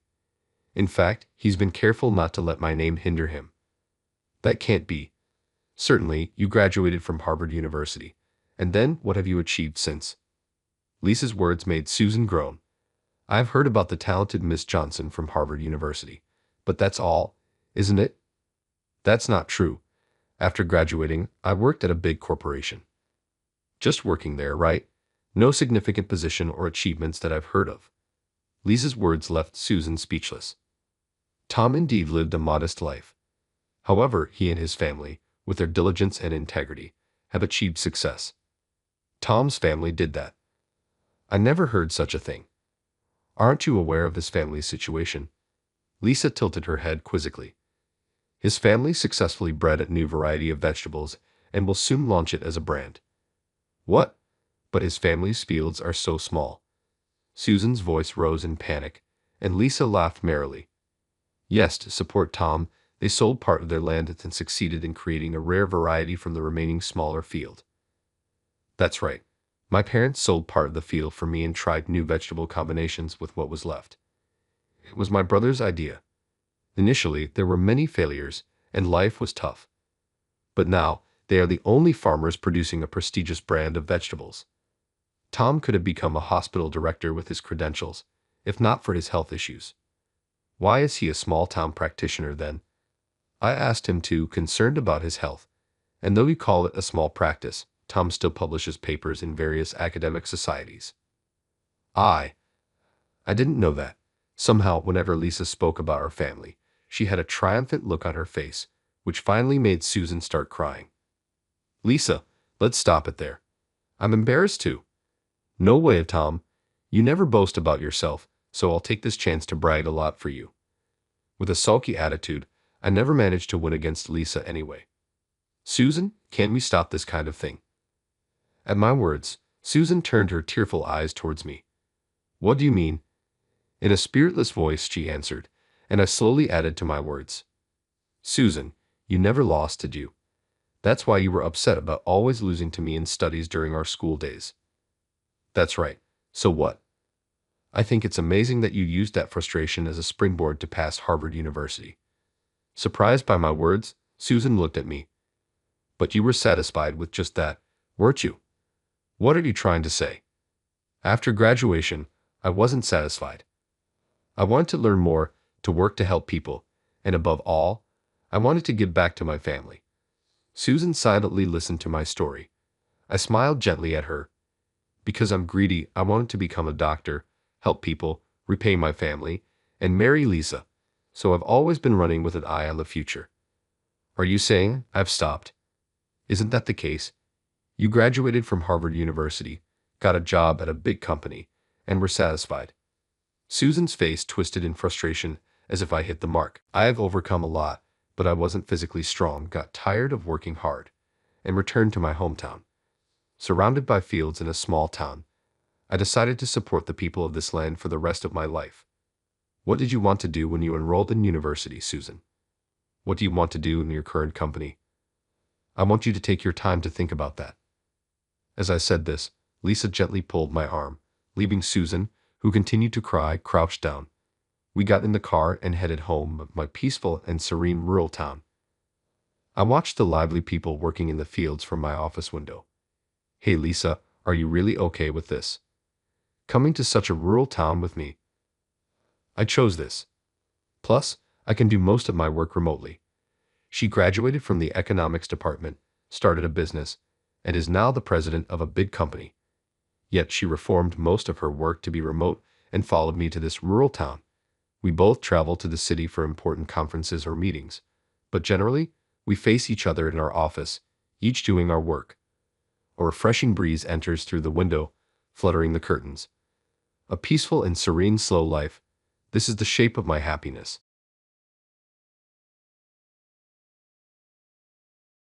My name is Ethan. I was born into a mafia family. In other words, my father was the boss of a mafia. Of course, because of that, I was forced to live a life where people around me looked at me with scorn. I had one brother, Jake, who was 10 years older than me. Jake received elite education as if he was born to become a mafia. Seeing him like that, I started thinking every day that I wanted to live as a normal person. Jake, I'm thinking of going out into society and working normally as soon as I graduate from college. I always thought you weren't cut out for the mafia life. I think that's fine. I talked to our parents about it, but they said they're going to disown me. They wouldn't even listen to what I had to say. So, what are you going to do? I'm still leaving. Thanks for everything up till now. Even if we're apart, we're still brothers. Come to me if you need anything. Yeah, thanks. Just as I told Jake, as soon as I graduated, I got a job at a general construction company and started living as an upstanding citizen. I look forward to working with you starting today. Nice to meet you. I felt abnormally happy every day, having been free from my life up until then. I got a girlfriend too, and things were going smoothly in my private life. Wait, you're Ethan, who's joining my team starting today? Yes, up until now, I've only been doing miscellaneous tasks, but I look forward to working with you. Please, just don't drag me down. I'll do my best. Until now, I hadn't really been interested in any work that came with responsibility, but this time, my hard work was recognized and I was allowed to join the sales team. Hey, you entered this part wrong. What are you doing? But yesterday you said you would handle that part. Don't give me excuses. Do you want to get fired? I'm sorry. I'll fix it right away. After being assigned to the team, I heard that if you get on Mia's bad side, you'll get fired. Apparently, there have already been many victims. With her pulling strings with high-ups, it's gone to court several times, but the company never held her responsible. Guess this is how it is in the working world. Got to work hard to get in her good graces. I was working desperately to get Maya to like me, putting in more effort than anyone else. You know, you're surprisingly good at your job lately. New hires these days usually quit right away, but you're different. Thank you very much. Maybe my efforts paid off as I was able to get my particular liking to me. However, things started to look ominous after that. Hey, you free after work today? I have some errands to run today, so I was planning to go home right after work. Then are you free next Friday? If it's next week, I should be free then. Let's go out to dinner next Friday. Okay. I had a girlfriend, and honestly, I had no desire whatsoever to go out to eat with another woman one-on-one. However, telling myself it was for work, I reluctantly agreed to go. Any restaurant is fine, right? Yes, anywhere is okay with me. She took me to a rather upscale-looking restaurant. You've been working hard lately. I thought I'd treat you once in a while. Thank you very much. It's a big deal to be liked by me, so you should be confident. Is that so? The meal went by so quickly I don't even remember how it tasted. In my mind, I just wanted to go home as soon as possible. Time passed, and it was getting late with the last train approaching soon. I should get going before I miss the last train. Thanks for the meal. You're leaving? Yes. Hey, I'm kind of in the mood for that sort of thing today, you know. Meaning, you going to make me spell it all out? Let's go to a motel. I can't do that. What? You're thinking of turning me down. You're joking, right? I have a girlfriend. I care about her a lot. Between me and your girlfriend, it's obviously going to be me. No, no. I can't do that. Huh. Well, that killed the mood. I'm going home. Oh. I've lost my desire to treat you, so pay for your own expensive meal. See ya. In the end, I paid for the pricey meal myself and took the train home. Do it properly. Why are you dragging your feet? Starting the next day, Maya's attitude turned cold, like she was a different person. Furthermore, rumors started spreading that I had unreasonably tried to drive a girl to a hotel, that a newbie employee was making a pass at her. Damn, this turned into a real pain. What should I do? However, I didn't let those rumors get me down. I devoted myself to my work despite feeling ostracized. Then one day, Maya called out to me. Hey, we're going to meet a new client tomorrow, so you come with me. A new client meeting. Tomorrow. That's right. You got a problem with that. The company said we shouldn't take on new clients right now because we don't have enough staff. I already discussed that with the higher-ups, so there shouldn't be any complaints. But, what? You think you're important enough to talk back to me? It's not talking back, but I ended up being forced to go to the client meeting. Come on, I'm driving, so get in. I can drive, so I'll drive us there. It's a pain to give you directions, so shut up and get in. Today, for some reason, Maya was driving even though she never drives normally. Heading towards our destination, we drove in silence for a while until the car pulled into the parking lot of a motel. What is the meaning of this? I thought I turned you down before regarding this sort of thing. It's fine, let's just go inside and talk about it for now. What are you saying? No matter what I said, it fell on deaf ears. The car stopped in the parking lot. Hurry up and come, let's talk inside for now. I'm leaving if anything happens, just so you know. Well, do whatever you want. I swore to myself that I absolutely would not make any mistakes and entered the motel. You still want to keep working at the company, right? Then you know what to do, don't you? Are you being serious right now? I'm dead serious. Is there a problem? If you really mean that, there's something wrong with your head. However, Maya ignored what I said and opened the door to the room. Janon. I glared at Mia for a moment before entering the room. The instant I entered the room, I was shoved from behind and fell to the floor. Ouch! A fierce pain shot through my head as I lay on the floor. What the... Well, thought you could have some fun here, did you? Ha, you fell for it hook, line, and sinker.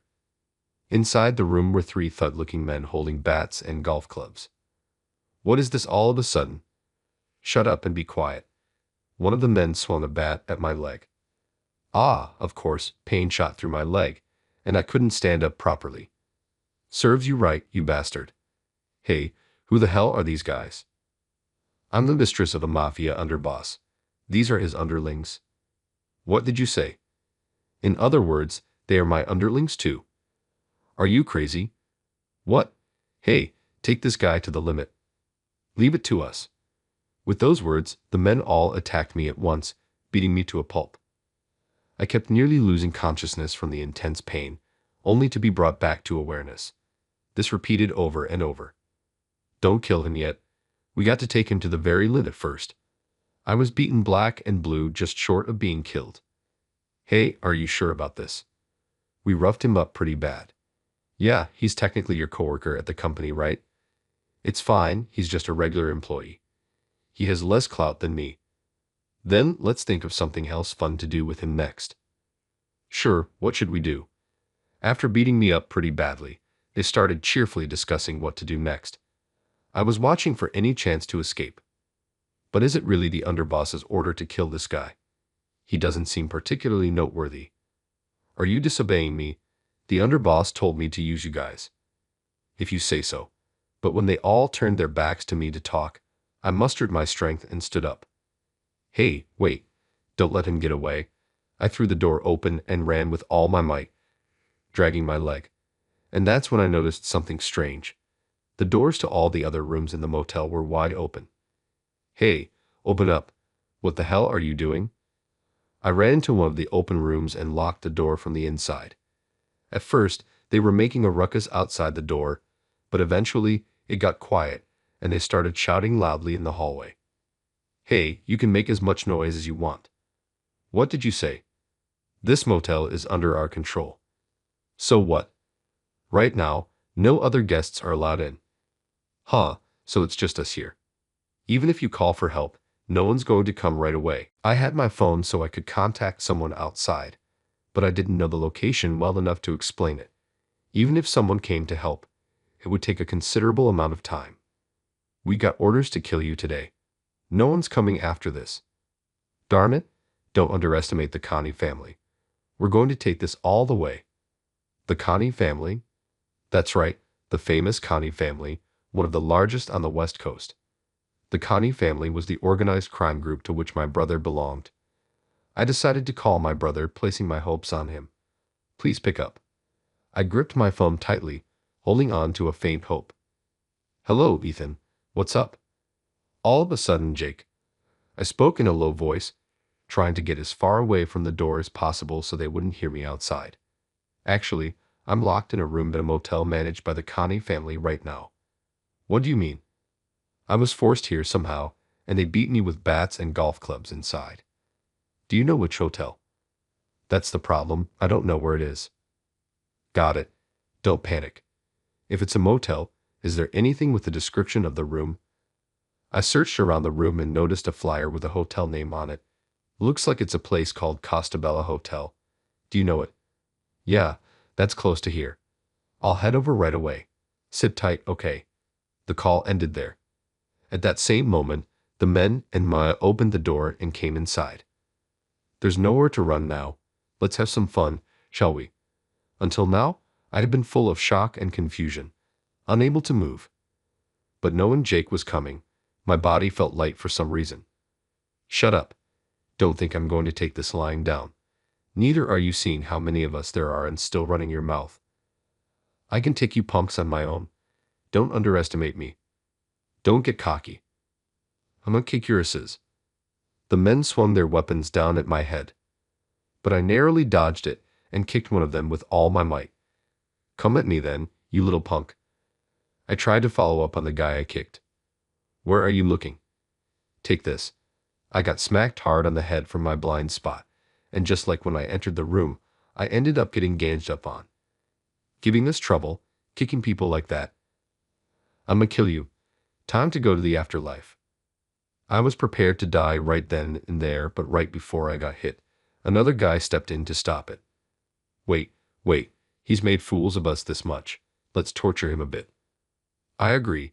Let's do it quick then. First, let's strip his clothes and take an embarrassing video of him. If we post that online, as is, he might want to die himself. Oh, that sounds super fun. Do it. I was forcibly lifted up and thrown onto the bed in the room. We'll undress you gently then, okay? This is going to be fun. Do it. Stop. Don't touch me. I felt despair, unable to resist. But at that moment, I heard the sound of the motel's front door being forcefully broken down. What was that sound? I thought Jake had arrived and laughed. The hell you laughing at?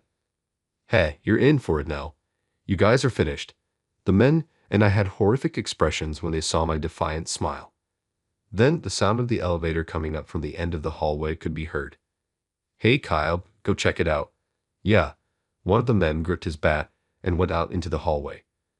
A few minutes passed, and then a loud scream was heard, followed by silence. It was quiet outside the hallway. What happened? Hey, you should go look. Shut up. Don't order me around. You guys call yourselves men but have no guts. Hurry up and go. You shut up. Shut up, you say. Who do you think you're talking to? Then it sounded like someone was walking outside the door, and the three of them listened intently. Right? As soon as they come in, we'll all attack at once. Got it. Let's do that. The three of them hid behind the door, listening to the approaching footsteps. This the place. Now with a shout, the man pressed against the door swung his bat. Oh yeah, clean hit. He grabbed the hair of the man he hit and dragged him into the room. Take that. Don't get cocky. Come on, show us your face. Still gripping his hair, the men forced his face up. What? No way, it can't be. The moment they saw his face, the two men went limp on the spot. Oh, damn, that hurt. Why are you here? Do I need to check with you every time about where I am and what I'm doing? No, of course not. Say your prayer. Well, we didn't know. We thought Kyle got taken out. Shut up. No excuses. Jake punched the guy as he got on top of him, pummeling him. You're next, huh? I was just doing what I was ordered. But you still socked me good, didn't you? I'm sorry. Jake beat the other guy to a pulp the same way. He stopped punching them when they were both about to lose consciousness and rushed over to me. Looks like they did a number on you. I tried to fight back, but couldn't win. You're not used to fighting. After all, you could have come a bit sooner, you know. Jake helped me up and sat me on the bed. What happened? These guys are from our family. Do you know? But it seems like they were told to kill me and just jumped me all of a sudden. Who beat you up? All three of them did whatever they wanted, including the guy you dragged in. I pointed at each of them, looking them in the eye. Jake stood up calmly. So, who the hell are you? You've got quite the attitude. What's it to you? If you're here, that means you laid hands on them and Ethan, right? Oh, I was just watching. I didn't do anything directly. But you were the trigger. Who do you think you're talking to? So, who are you in the end? At least tell me that much. Then Maya laughed and started talking. I'm Ethan's superior. This guy doesn't do things properly at all, so I thought I'd teach him a lesson. Do people bring in the mafia for guidance at work these days? Jake laughed like it was ridiculous.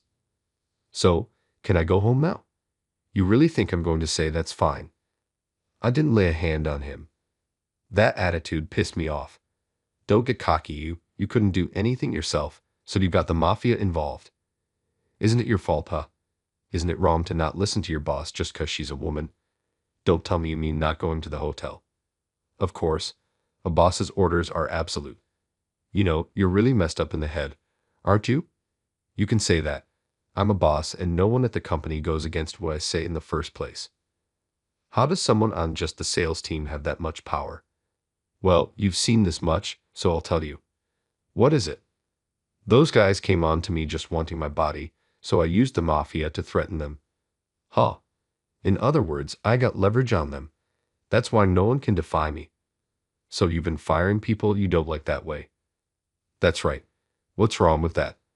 I'm practically carrying the company, so it's fine. Seeing this, Jake was a bit taken aback. But that means you've been freely using our guys on the regular, huh? That's right. Then you're an accomplice. I'm a brand new one too. You sure about that, huh? Saying that, Maya looked around and then said, I'm the woman of your underboss. You going to lay hands on a member's woman? Done? What? Maya had a proud attitude. Jake called out to a nearby underling. Hey, Julian's downstairs, right? Go get him, the underling jogged out of the room. Darn, that hurt. He's the underboss, so he's usually with me. Unlike her bravado until now, Maya looked a bit fled. After a while, the underling brought back a stern-faced man. Don, what can I do for you? I want to ask you something. You keeping some woman with bad taste around? But the stern-faced man reacted like he had no idea what he was talking about. I don't know any woman like that. What do you mean? No, I mean exactly what I said. Jake glared at Mia. No, well, the hell's this about? I've drunk with Julian and eaten meals with him, huh? I've touched his body at those times too. Then the stern-faced man, who had been thinking for a while, started talking. Oh, I remember now. Remember what? This chick was at a pub near the office and seems like she heard I was a mafia underboss, and she came on to me hard. So you made her your woman? No way. A chick with mediocre looks and a shitty personality like this is a no-no for me. But she's apparently been saying she's your woman. Seriously. When I met her, she was so annoying I decked her, the underboss spoke in a mocking way. And yet you went around calling yourself Julian's woman. You're messed up in the head. What do you mean messed up? No matter how you look at it, it's messed up. Are all the employees at Ethan's company like this? She's especially crazy. I just realized it recently too. Almost everyone, including the mafia around us, was laughing. In contrast, Maya's face was bright red with anger. So she was using my guys without my knowing. Guess she tricked them. These idiots fell for it. The mafia who had been listening to the conversation so far stood up. "Huh, this chick isn't the underboss's woman." "Guess not. You dumbasses got tricked by someone like this." Well, she used the underboss's name and mashed the gang's name and looks. You had plenty of chances to meet. Did you not check with him? This chick told us to keep it secret from the underboss because she wanted to be praised later for cooperating. Good thing you punks learned a lesson to check from now on. Then one of the guys who got beat up earlier grabbed a bat and headed toward Mia. "Hey, you tricked us good." "What? You guys were totally into it too." "I was doing it for the bosses." "If you ain't special, I ain't holding back." He hit Mia in the gut as hard as he could with a bat. "Take that, you ugly." Seeing that, Julian called out to Jake. "Don, I got one request." "What is it?" "Mind if I get a hit in two?" "Oh, go for it." Julian then slowly approached Mia. "You're going to lay hands on me too, even though you're a man." "The hell are you saying now?" "If you lay hands on me again, you're not going to get off easy." "Bring it on. We are mafia here. You know who you're threatening." Saying that, Julian punched Mia in the face with all his might. Maya's nose seemed broken, with blood flowing from her nose and tears from her eyes. "I'll never forgive you. Don't screw with me. You reap what you sow. I know people in the police too. I'll crush you even if I have to use the whole company." "You think you can crush us with one measly company?" "All the employees at my company do whatever I say, so I can make them do anything." "Will that really happen?" "None of our guys are going to have anything to do with you anymore." "Shut up. I can trick any number of those good-for-nothing things." As Maya said that, Jake took something out of his pocket, grinning. "What's that?" "This? It's a voice recorder." "Huh. I recorded everything up till now. What if I send this to your company?" "You are totally screwed." Maya's face turned pale. "By the way, I had them film everything since these guys came in." "What? Just audio wouldn't be enough evidence?" "With video too, it's rock solid." "No way. Then everything is." Maya approached Jake and clung to him. "Please, anything but that." "I'll do anything." "The hell are you saying?" "You provoke me like crazy and even lied, but I don't give a damn. It's your own damn fault." Abandoned by Jake, Maya slumped to the floor. "Ethan, mind if I deal with these guys?" Saying that, Jake pointed at the gang members with their heads down. "It's got nothing to do with me anymore, so do what you want." "My bad, I let you get hurt too." "Nah, I'm actually grateful. This will probably make work more comfortable." "Oh, how about this audio and video data? Mind if I give it to you later?" "Me? She might have done the same thing to others, so I want to look into it." "Oh, I get it. I'll send the data to your company after a bit. Do whatever makes you happy, bro." "Got it." Then the gang members took me and the guys who used violence and left. "I want to talk with you a bit too, but go home for today." "I'm okay, it's just this much." "No way. Go to the hospital and get checked out properly." Saying that, Jake left the room. Then Julian stood in front of me, nodded, and started talking. "Don is worried about you, Ethan. But that's an overreaction, right? After he got the call from you, he was more flustered than I've ever seen him." "Is that so?" "He always acts tough, but deep down, he really cares about family." "I see, so please go to the hospital for him." "But he won't know if I actually went to the hospital or not, right?" "In that case, send us the medical bill from the hospital." "I see, if you could take Don's feelings into consideration, I'd appreciate it." That day, I told them I was going straight home instead of to the office and headed to the hospital. Fortunately, there were no abnormalities with my bones, but since I had bruises, the hospital asked about the circumstances. However, I could exactly say I got beat up by the mafia, so I insisted I fell and went home. Good morning. The next day, I went to work at the office as if nothing had happened. Then my coworkers and seniors crowded around me. What's going on?" Then one of my coworkers showed me an email with an attached video on the company computer. First, the mail had audio data and video of this incident attached. The content was clear, and everything was presented in an easy-to-understand way. However, my name didn't appear anywhere in the video, and the audio was muted. What in the world is this about? Furthermore, the email said that I had exposed my true nature. Because of that, it seemed the people at the company were grateful to me, and since the Maya situation had blown up at the company, the Hups were going to be ostracized too. As for Mia, she was going to be sued for causing major damage to the company. To express my gratitude to Jake for all this, I called him after work. Hello, Jake. Did you see the email? And did you go to the hospital? I went to the hospital, so I'll send a bill your way. The email was amazing, right? I edited it so people wouldn't find out you're my little bro. So that's what it was. Well, thanks. You really helped me out. I don't want to cause you any trouble either. Come on. Trouble it is, I feel like I get now that being a white-collar worker is tougher than being mafia. Depends on the time and place. Somehow, it felt like I talked with my brother for the first time in a while. But I respect you, you know.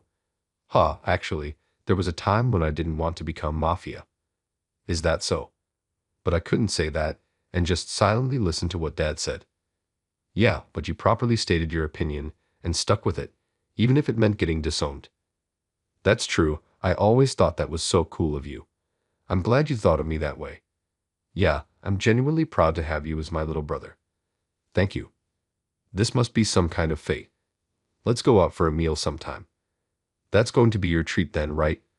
Well, I'm the older one, so I'll pay for that. I talked with my brother for the first time in a while. This incident was frustrating in some ways, but I was also a bit grateful for it.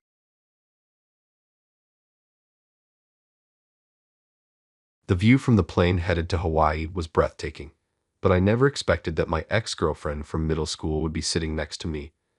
On top of that, she started bringing up the past, going on and on about how worthless I am. Then, without me even asking, she talked about how happy her life is now, how she's married to a rich man, and how much she's needed by her husband. Just then, an announcement came over the intercom. Is there anyone on board who can fly a plane? It seemed there was a serious issue. It's shocking that they were looking for a pilot, not a doctor. Passengers began to realize the gravity of the situation with murmurs of, "Pilot, is this plane okay?" Then, a flight attendant, while looking around, saw me and exclaimed, "Oh, it's you." That's when an incident to shut my ex-girlfriend up occurred. My name is Jake. Ever since I was a kid, I had an unusual fascination with airplanes. To be honest, I was interested in anything that could fly. Seeing birds and insects soaring freely in the sky always looked beautiful and cool. I wished I could fly too, thinking if I tried hard enough, maybe I'd grow wings. I genuinely believed that, but sadly, no matter how hard I tried, wings didn't sprout. When I was 5 and feeling pretty down about it, I saw an airplane for the first time. It was amazing to see this non-living chunk of metal flying through the sky. It happened during a family vacation with my parents. That gigantic bird soaring in the sky left such an impression. It became a symbol of freedom for me. Since then, my affection shifted from cars and trains to airplanes. I became a boy who deeply loved airplanes. I'd memorized names of aircraft and airlines, spending my days looking at them in books. Seeing my passion, my parents would drive me to the airport every week. Although they didn't take me on a flight, they thought seeing planes in action would be better for me. My parents and my much younger siblings never gazed at planes with the same admiration I did, but they always listened with a smile when I excitedly talked about them. Naturally, my dream was to become a pilot. I wanted to control an airplane and fly in the skies. It was the first dream I ever had in my life. Even now, I think it's a bit unusual for a kid to have such a realistic dream from the get-go. My dad would say, to become a pilot, you have to study hard. And I was a bright student for my age. I felt that studying was a small price to pay if it meant flying a plane someday. My teachers always said, the secret to improving in your studies is to have a clear vision of your future dream. I truly felt that way. If what it took to become a pilot was studying, then I'd gladly dive into my studies. Moreover, when my dad said, I heard that if you have cavities, you can't become a pilot, I brushed my teeth harder than anyone else. I reckon I got so good at it that I could have become a dental hygienist. Mind you, it's not true for all pilots that having cavities is a deal breaker. Only those flying certain fighter jets can't have them due to the effects of air pressure. If someone said that you need to be physically fit to be a pilot, then I'd double down on weight training and exercise. Anyway, My childhood was more about planes than playing around. Once I reached middle school, I began seriously considering my path towards becoming a pilot.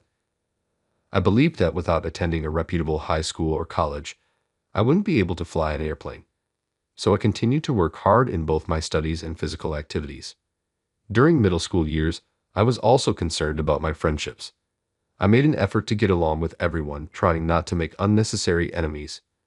While I avoided people who brought unnecessary stress, I aimed to connect with as many people as possible, absorbing everything I could and making it a part of me.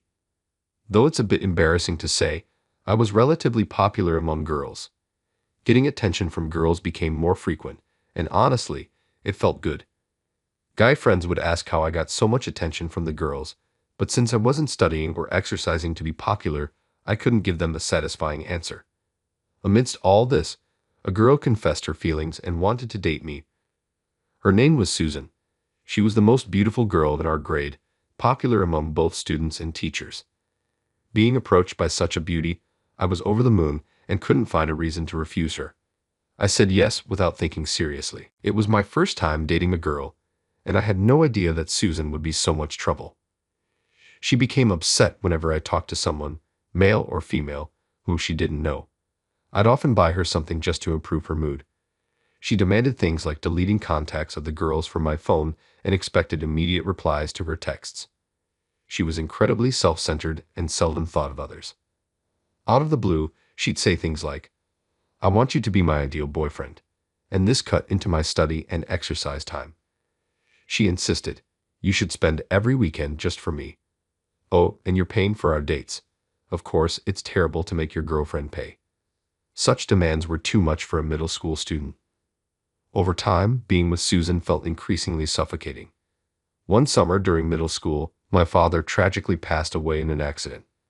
Losing my dad, who looked forward to and had high hopes for my future more than anyone else, was really tough for me. In middle school, I often saw my mom, once vibrant and full of life, look worn out and lifeless. Although I wanted to cheer her up, I was so overwhelmed with my own feelings that I couldn't offer much help. Our family was engulfed in profound grief after losing our beloved father, a man we all admired. Every one of us had to fight harder to live our lives. My mom, who had been a stay-at-home mom until then, started working outside. Consequently, she couldn't take care of my younger brother anymore, so I stepped in. Naturally, this meant less time for studying and sports, but it was a necessary sacrifice. It wasn't a hardship if it was for the sake of the family. Of course, the time I cut back wasn't limited to just that. I also reduced the time I spent with Susan. "Why haven't you been in touch?" Susan asked me. When I explained my family's situation, she retorted, "So what if your mom's working? That's fine, and you don't need to take care of your younger brother. She can do that when she gets back from work." I couldn't believe my ears. I was horrified that she could act so callously towards a family grieving the loss of a father just because she felt neglected by me. I told her, "I don't need a girlfriend who can't show compassion during such tough times," and broke up with Susan. I didn't want my mental stability jeopardized by her anymore.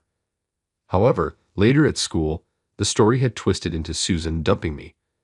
On top of that, she spread all sorts of rumors and badmouthed me to everyone. I saw her true colors, but honestly, with everything going on, I just felt indifferent. To help my family out even a little, I thought about skipping high school and getting a job. My mom was against it, but after some persuasion, she tearfully gave her permission. All I can really do is physical work and study, so I thought about finding a job that would utilize those skills. On graduation day, Susan, somehow finding out I wasn't going to high school, teased me about it. "You're not going to high school?" Without making eye contact, I simply replied, "Yeah," and tried to distance myself from Susan. From behind, she said, "In this day and age, not going to high school. You must have such low ambitions. You'll be at the bottom forever." I figured I'd probably never see her again. No need to get worked up over someone like her, so I ignored her and left the school. Now, time has passed, and I'm currently going through domestic flight checking procedures. I'm on a personal trip heading to Hawaii. I'm a bit embarrassed to admit that I've never been to Hawaii, so I'm really looking forward to it. From deep within, my impression of Hawaii is that it has beautiful beaches and a lot of rich flavored dishes, but it's quite a far place, so I just never found the time to visit. Even thinking about sightseeing there, I'd be torn about where to go, and I probably would have just ended up staying in the hotel, which is why I never had the courage to go alone. However, one of my friends opened a restaurant. I decided to go there to celebrate. I decided to have a friend show me around Hawaii during this visit, so I planned to take my time and see the sights. I couldn't help but feel like a giddy kid with this much excitement, but oh well. I comfortably settled into my seat. There's something about the slight hustle and bustle inside the plane right before takeoff that I genuinely enjoy. I placed my carry-on under the seat and found myself gazing out the window, lost in the view outside. Even before taking off, the view from this window offered sights that you just can't see anywhere else, and I'm already a little thrilled. I must say, I snagged one of the best seats, located a bit away from the wing. I had a clear, unobstructed view. It was just awesome. With a little time before takeoff, I let my imagination wander, picturing the breathtaking views above the clouds. The plane I'm on was pretty much full, almost packed to capacity, yet nobody was sitting next to me. I wondered if no one booked the seat or maybe they were running late. Either way, I had mixed feelings. Considering how crowded it is, I feel a bit guilty enjoying this extra space all to myself. For now, I decided to just gaze out the window and ride out this awkward moment. Bang! There was a loud sound as someone hurriedly took the seat next to me. This last-minute passenger fumbled with her belongings even after sitting down, bumping their elbow into me. Yet not a single sorry came out of her mouth. On top of that, she reeked of strong perfume and cosmetics. I hadn't encountered someone this inconsiderate since middle school. She reminded me of unpleasant people. Catching a faint reflection of the adjacent seat on the window glass, I noticed something dark over her eyes. Probably some glasses. That's all I could discern. However, wearing sunglasses on a plane struck me as rather snooty. I might be a bit judgmental though. After some fidgeting, the classless passenger next to me sneaked a glance at my face. I'd inadvertently responded by looking back. I regretted it instantly. She was heavily made up and looked quite flashy. I had seen her before, someone I'd rather forget. Well, if it isn't little dropout boy. How you been? I felt a chill as I wondered if my journey, which was already taking a bad turn, would continue this way. Taking off under stormy skies, if I do say so myself, was a pretty apt comparison. Seeing my silence, she said, "Forgot about me. Surely you haven't forgotten how I dimed you," and took off her sunglasses. It was indeed Susan from middle school, whom I dated. Her face remained strikingly beautiful, but it's clear from her first words that her attitude hasn't changed one bit. "Hasn't it been since graduation? Long time no see. Never thought I'd run into you here, of all places. Flying in planes for a dropout like you. How bold. Or maybe you're off to join a tuna fishing boat." Looks like her attitude is unchanged. Good to see she's well. Susan, ever the chatterbox with her sarcastic remarks, is so adept at belittling people that it seems she forgets to breathe, firing off insults at me one after another. Truly a piece of work, that woman. I simply replied, "Just a vacation," and focused on the view outside, wanting to minimize any further interaction with her. The plane seemed ready for takeoff and began to slowly move. I was looking forward to a pleasant flight, but now it feels like I'm plunging straight into hell because of one seatmate. I'd rather be peacefully asleep on the wing at this point. Susan seemed offended by my cold demeanor. After an audible tsk, she started rattling off things about how awful I was as a boyfriend, how her high school boyfriend was way more handsome, how the time with me was a waste. She bombarded me with comments that begged for a response. After high school, Susan apparently married into wealth through some circumstances I wasn't paying much attention to. All I remember is she married someone wealthy. Apparently Susan, who hit the jackpot, is going on a luxurious trip to Hawaii. "I'm going to stay in a fancy hotel you could never afford in a lifetime and enjoy the resort," she said. By the way, her husband seems head over heels for Susan, and he revolves his life around her. Well, I guess some people are like that. I hope he cherishes Susan forever. Since he's a strange individual, if she ever lost him, I doubt she'd ever marry again. Tuning out Susan's self-centered chatter, it's me just going along with it. Even in moments like this, the view from the plane was breathtaking. Soon after takeoff, The view below turned completely white as we rose above the clouds.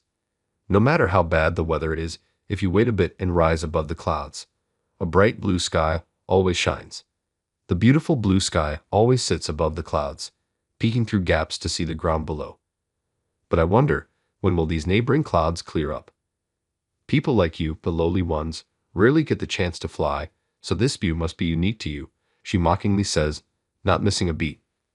Furthermore, Susan claims she's flown many times before and has grown tired of the same old view, so she can't be bothered to look out the window anymore. Why does she go to such lengths to degrade herself? It's good to have high self-esteem, but I just couldn't grasp why she would actively lower her worth in the eyes of others. I can't believe I once dated someone like her. If I ever have kids, I'll drill this into their head. It's just too bad to have a blotch on one's life as early as middle school. Honestly, I find it hard to believe that just because you've flown many times, you get tired of the view outside. The scenery shows a different face depending on the day and time, so you'll never truly see the same view twice. Seems like such a waste to me. It was while she was passionately going on about how amazing she is when, "Is there a doctor on board?" came the announcement. It's a line you often hear in TV shows, but this was the first time I'd heard it in real life. I wondered if someone had fallen ill and needed medical attention. I was worried, but there wasn't anything I could do.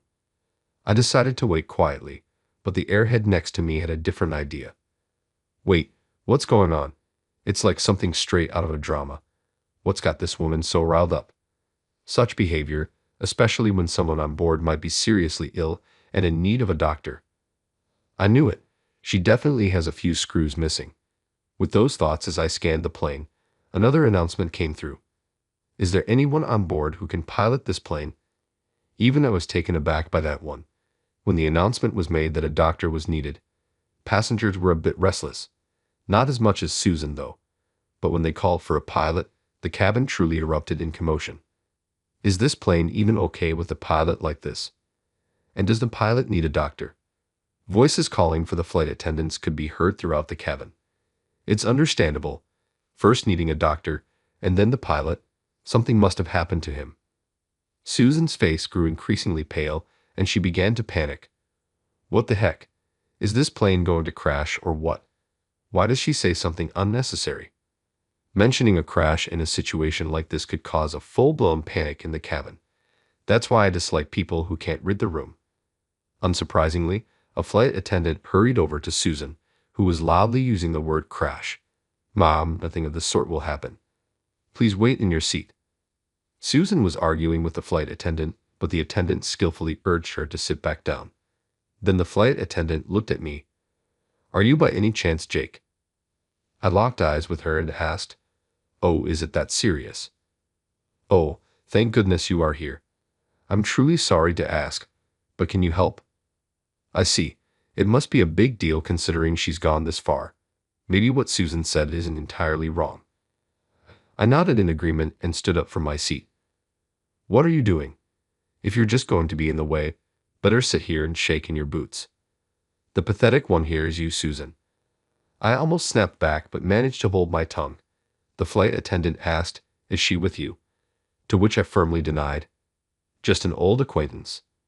We just happen to sit next to each other, nothing more. She's no relation to me," I explained.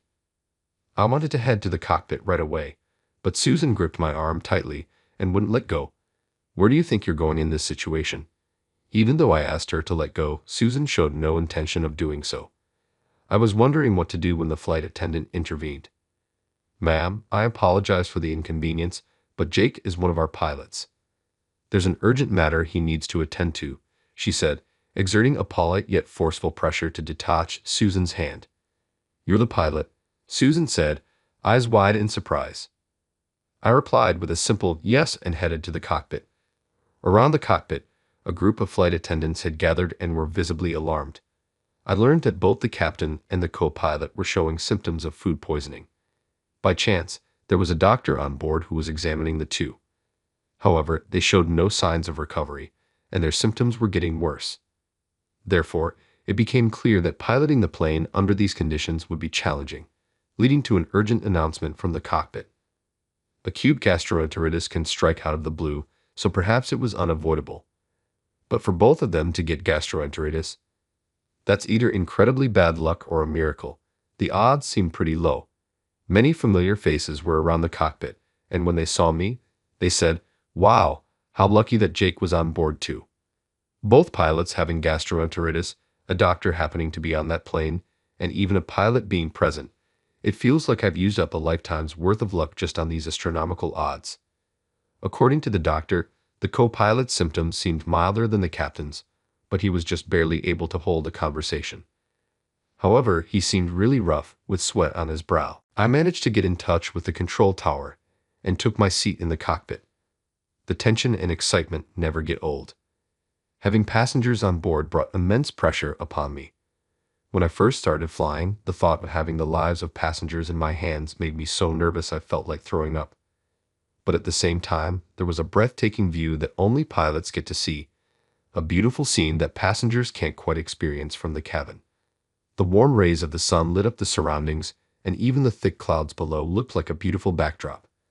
That sense of exhilaration only a pilot feels always filled my heart. I often wonder if some kind of hormone is flooding my brain.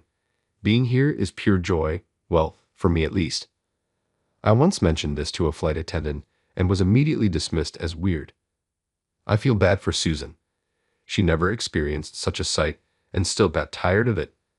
The plane landed safely in Hawaii, ensuring the safety of all passengers and crew on board. Immediately after that, the captain and the co-pilot headed to the hospital. The doctor who had been attending to them said, "I'm glad you were there. If I was alone, everyone would have ended up in the hospital. Just those two going is enough," chuckling and stroking his beard. What an inappropriate thing for a doctor to say, but well, he's probably trying to show his appreciation in his own way. Even though the landing was safe, from the company's perspective, it's still a big deal. As a result, after arriving in Hawaii, paperwork and reports took so long that I was only free by sunset. As initially planned, I headed straight to my friend's new shop at top speed. Of course, I drove safely. The store was already bustling with many customers. My friend and the owner, Bob, saw me and immediately burst into a wide grin, exclaiming, "Glad you could make it," and giving me a hearty pat on the back. "I heard you had quite the day steering a passenger plane on the fly. Where did you get that info?" I didn't feel like bragging, so I hadn't intended to talk about it. But if he already knew, I guess I should explain. The forceful pat from the muscular Bob left my back tingling. Rubbing the sore spot, I sat down and recounted the day's events. "That's an incredible story. Can't believe it's been 5 years since you retired. Time flies," Bob laughed. "Indeed, the passing of 5 years does make me feel a cruel march of time," I replied. "Are you a friend of the owner?" A gentle voice inquired from behind me. Turning around, a distinguished-looking gentleman was smiling at me. Next to him was a rather, "Excuse me," Susan interrupted. Bob replied to the gentleman with a smile. "It seems he's irregular at this place. He was my buddy back in the service days. This guy was top-notch, you know. He was stationed at the Langley Air Force Base with the 4th Air Wing, 11th Flight Squadron," he explained thoroughly. I thought the gentleman wouldn't understand such detailed information, but his eyes lit up as he exclaimed, "Wait, you mean the Blue Angels?" Turns out he had once dreamed of becoming a pilot. However, due to an accident when he was a child, he almost lost vision in his right eye and had to reluctantly give up that dream. Same as me to remember names of aircraft, airline companies, and even military divisions. This guy must be a serious aviation enthusiast. It had been a while since I'd met someone so passionate about planes, so I couldn't help but chat admittedly with him. Even though I was here for Bob's celebration, I got sidetracked with this engaging conversation. The gentleman was particularly fond of the Blue Angels. He raved about their air shows, saying they are truly spectacular. Interrupting our heated conversation was none other than Susan. "Excuse me," she chimed in gracefully. "Oh, I'm sorry," the gentleman scratched his head. "I got a bit carried away there." I thought she didn't deserve an apology, but from their interaction, it seemed they were a couple, so I held my tongue. In the course of our chat, he learned Susan and I went to the same middle school, which once again piqued the gentleman's interest. He bombarded me with various questions. "So where are you now?" he inquired. "I'm a commercial pilot," I told him. He seemed puzzled by my answer. "Well, it makes sense. Bob and I are buddies from our military days, and if you look PLS, you'd naturally want to fly fighter jets. The thing is, I had a car accident a while back and couldn't fly fighter jets anymore. But I still love the sky, so I switched to the commercial sector. I explained the whole situation. 5 years ago, on a rainy day, I was crossing the street at an intersection when a car ran the red light and hit me. The driver was distracted, looking elsewhere. Though I received compensation and settled the matter, it doesn't mean I hold a grudge. However, because of that accident, I fractured my left leg and had to spend a significant amount of time in rehab. Because of this, I didn't meet the required flight hours, and I lost my pilot's license. I also developed complications from the accident, meaning I could no longer fly the more demanding fighter jets at that time. I was truly devastated. It was a dream I had since I was a child, and my late father had always been my biggest supporter. But this was all thanks to my dad's teachings. He always used to tell me the past is the past, no use dwelling on it, just do your best in the present. If I kept dwelling on the past, I wouldn't be able to achieve even what I could. When I found out I couldn't fly fighter jets anymore, the higher-ups suggested I move to a department primarily dealing with paperwork. But I couldn't give up on flying, so I left the military and transitioned to the private sector. Becoming a commercial pilot was more challenging than I expected, facing various obstacles, but I never gave up. The sky is where I belong. There's nowhere else for me. After finishing my story, Susan's husband said, "I've never met someone as incredible as you. Your never-give-up spirit is truly admirable. Would you mind if we kept in touch?" As he took out his cell phone, I couldn't possibly refuse after such a heartfelt request. Plus, being praised felt pretty good, not going to lie. After that, we continued to talk about planes, engrossed in our conversation. Throughout that time, Susan looked down, appearing rather diminished. Susan's husband introduced himself as Mike. He owned several properties in resort areas like Hawaii and was a well-known wealthy man in that realm. It seems that what Susan told me on the plane about marrying into wealth wasn't a lie. Honestly, I was quite skeptical. Mike, even after our meeting in Hawaii, kept in touch quite frequently and was a straight-shooter kind of guy. He had a stickler for details kind of attitude, didn't tolerate any wrongdoing, and seemed to be trusted by many. That such a man chose Susan as a life partner. I wondered if she'd had somehow drugged him then. I received a message on my phone from Susan. "Please never tell my husband that we dated in the past. Don't jeopardize my happiness." It read. For my part, I had no desire to have any more involvement with Susan. But considering Mike, maybe it would be best to spill the beans. It's quite a dilemma. However, Susan probably has some awareness that she wasn't entirely honest with me back then.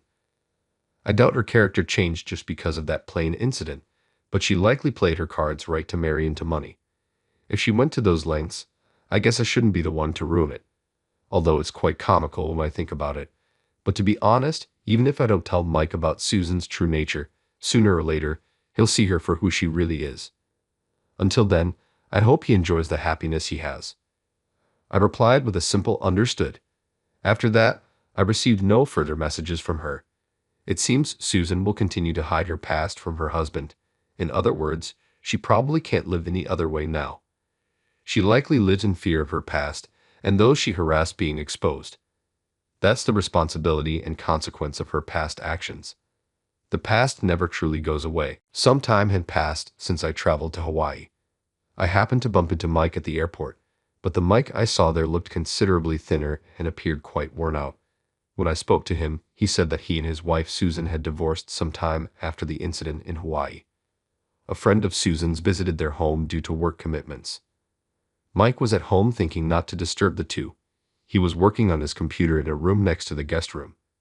The visiting friend was from Susan's middle school days, and they spoke so loudly that Mike couldn't help but overhear. In between crude laughter, they mentioned people, probably classmates from middle school, using derogatory nicknames. It turned out I was one of them. Hearing Susan and her friend laughing about men with money being the best, Mike lost his temper. He stormed out of his study and yelled at them to get out right now. He tossed both Susan and her friend out of the house and didn't let them in that day. Later, he found out that Susan had been spending their savings without permission and wasting money. When confronted, Susan retorted that he was stingy for a rich man. Initially, Mike felt that if she changed, they could try again, but Susan just said things like, "I never thought you'd be so tight-fisted, and I'm embarrassed not to have designer things." Well, hearing that, I wasn't very surprised at all. The more Susan bugged Mike, the further his heart drifted away from her. Mike ran out of patience and brought up divorce. Interestingly, her attitude changed drastically.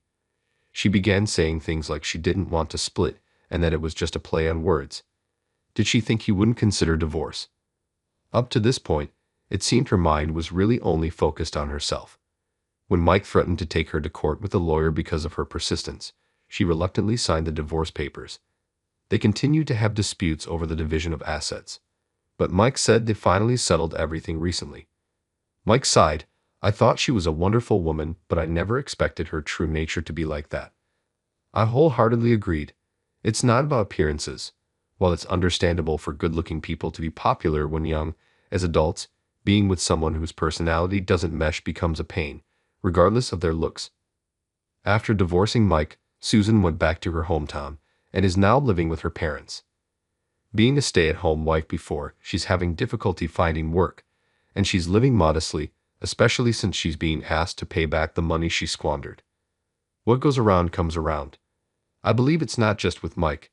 Throughout her life, she seemed to have looked down on others, and now it seems all that karma is coming back to her. After hearing Mike's story at the airport, I bid him farewell. As I left the airport, I looked up at the sky. Unfortunately, it was overcast, but I knew above the gloomy, overcast sky, the clear blue stretches on endlessly. I believe that the view from the cockpit is a privilege reserved for pilots. If Susan could be moved by such scenes, I think she might finally find her humanity. There are many challenges in continuing a pilot's career, but feeling motivated by the beauty of that view makes the effort worthwhile. Today, I'm determined to keep pushing forward to witness more beautiful vistas and ensure the safety of my passengers.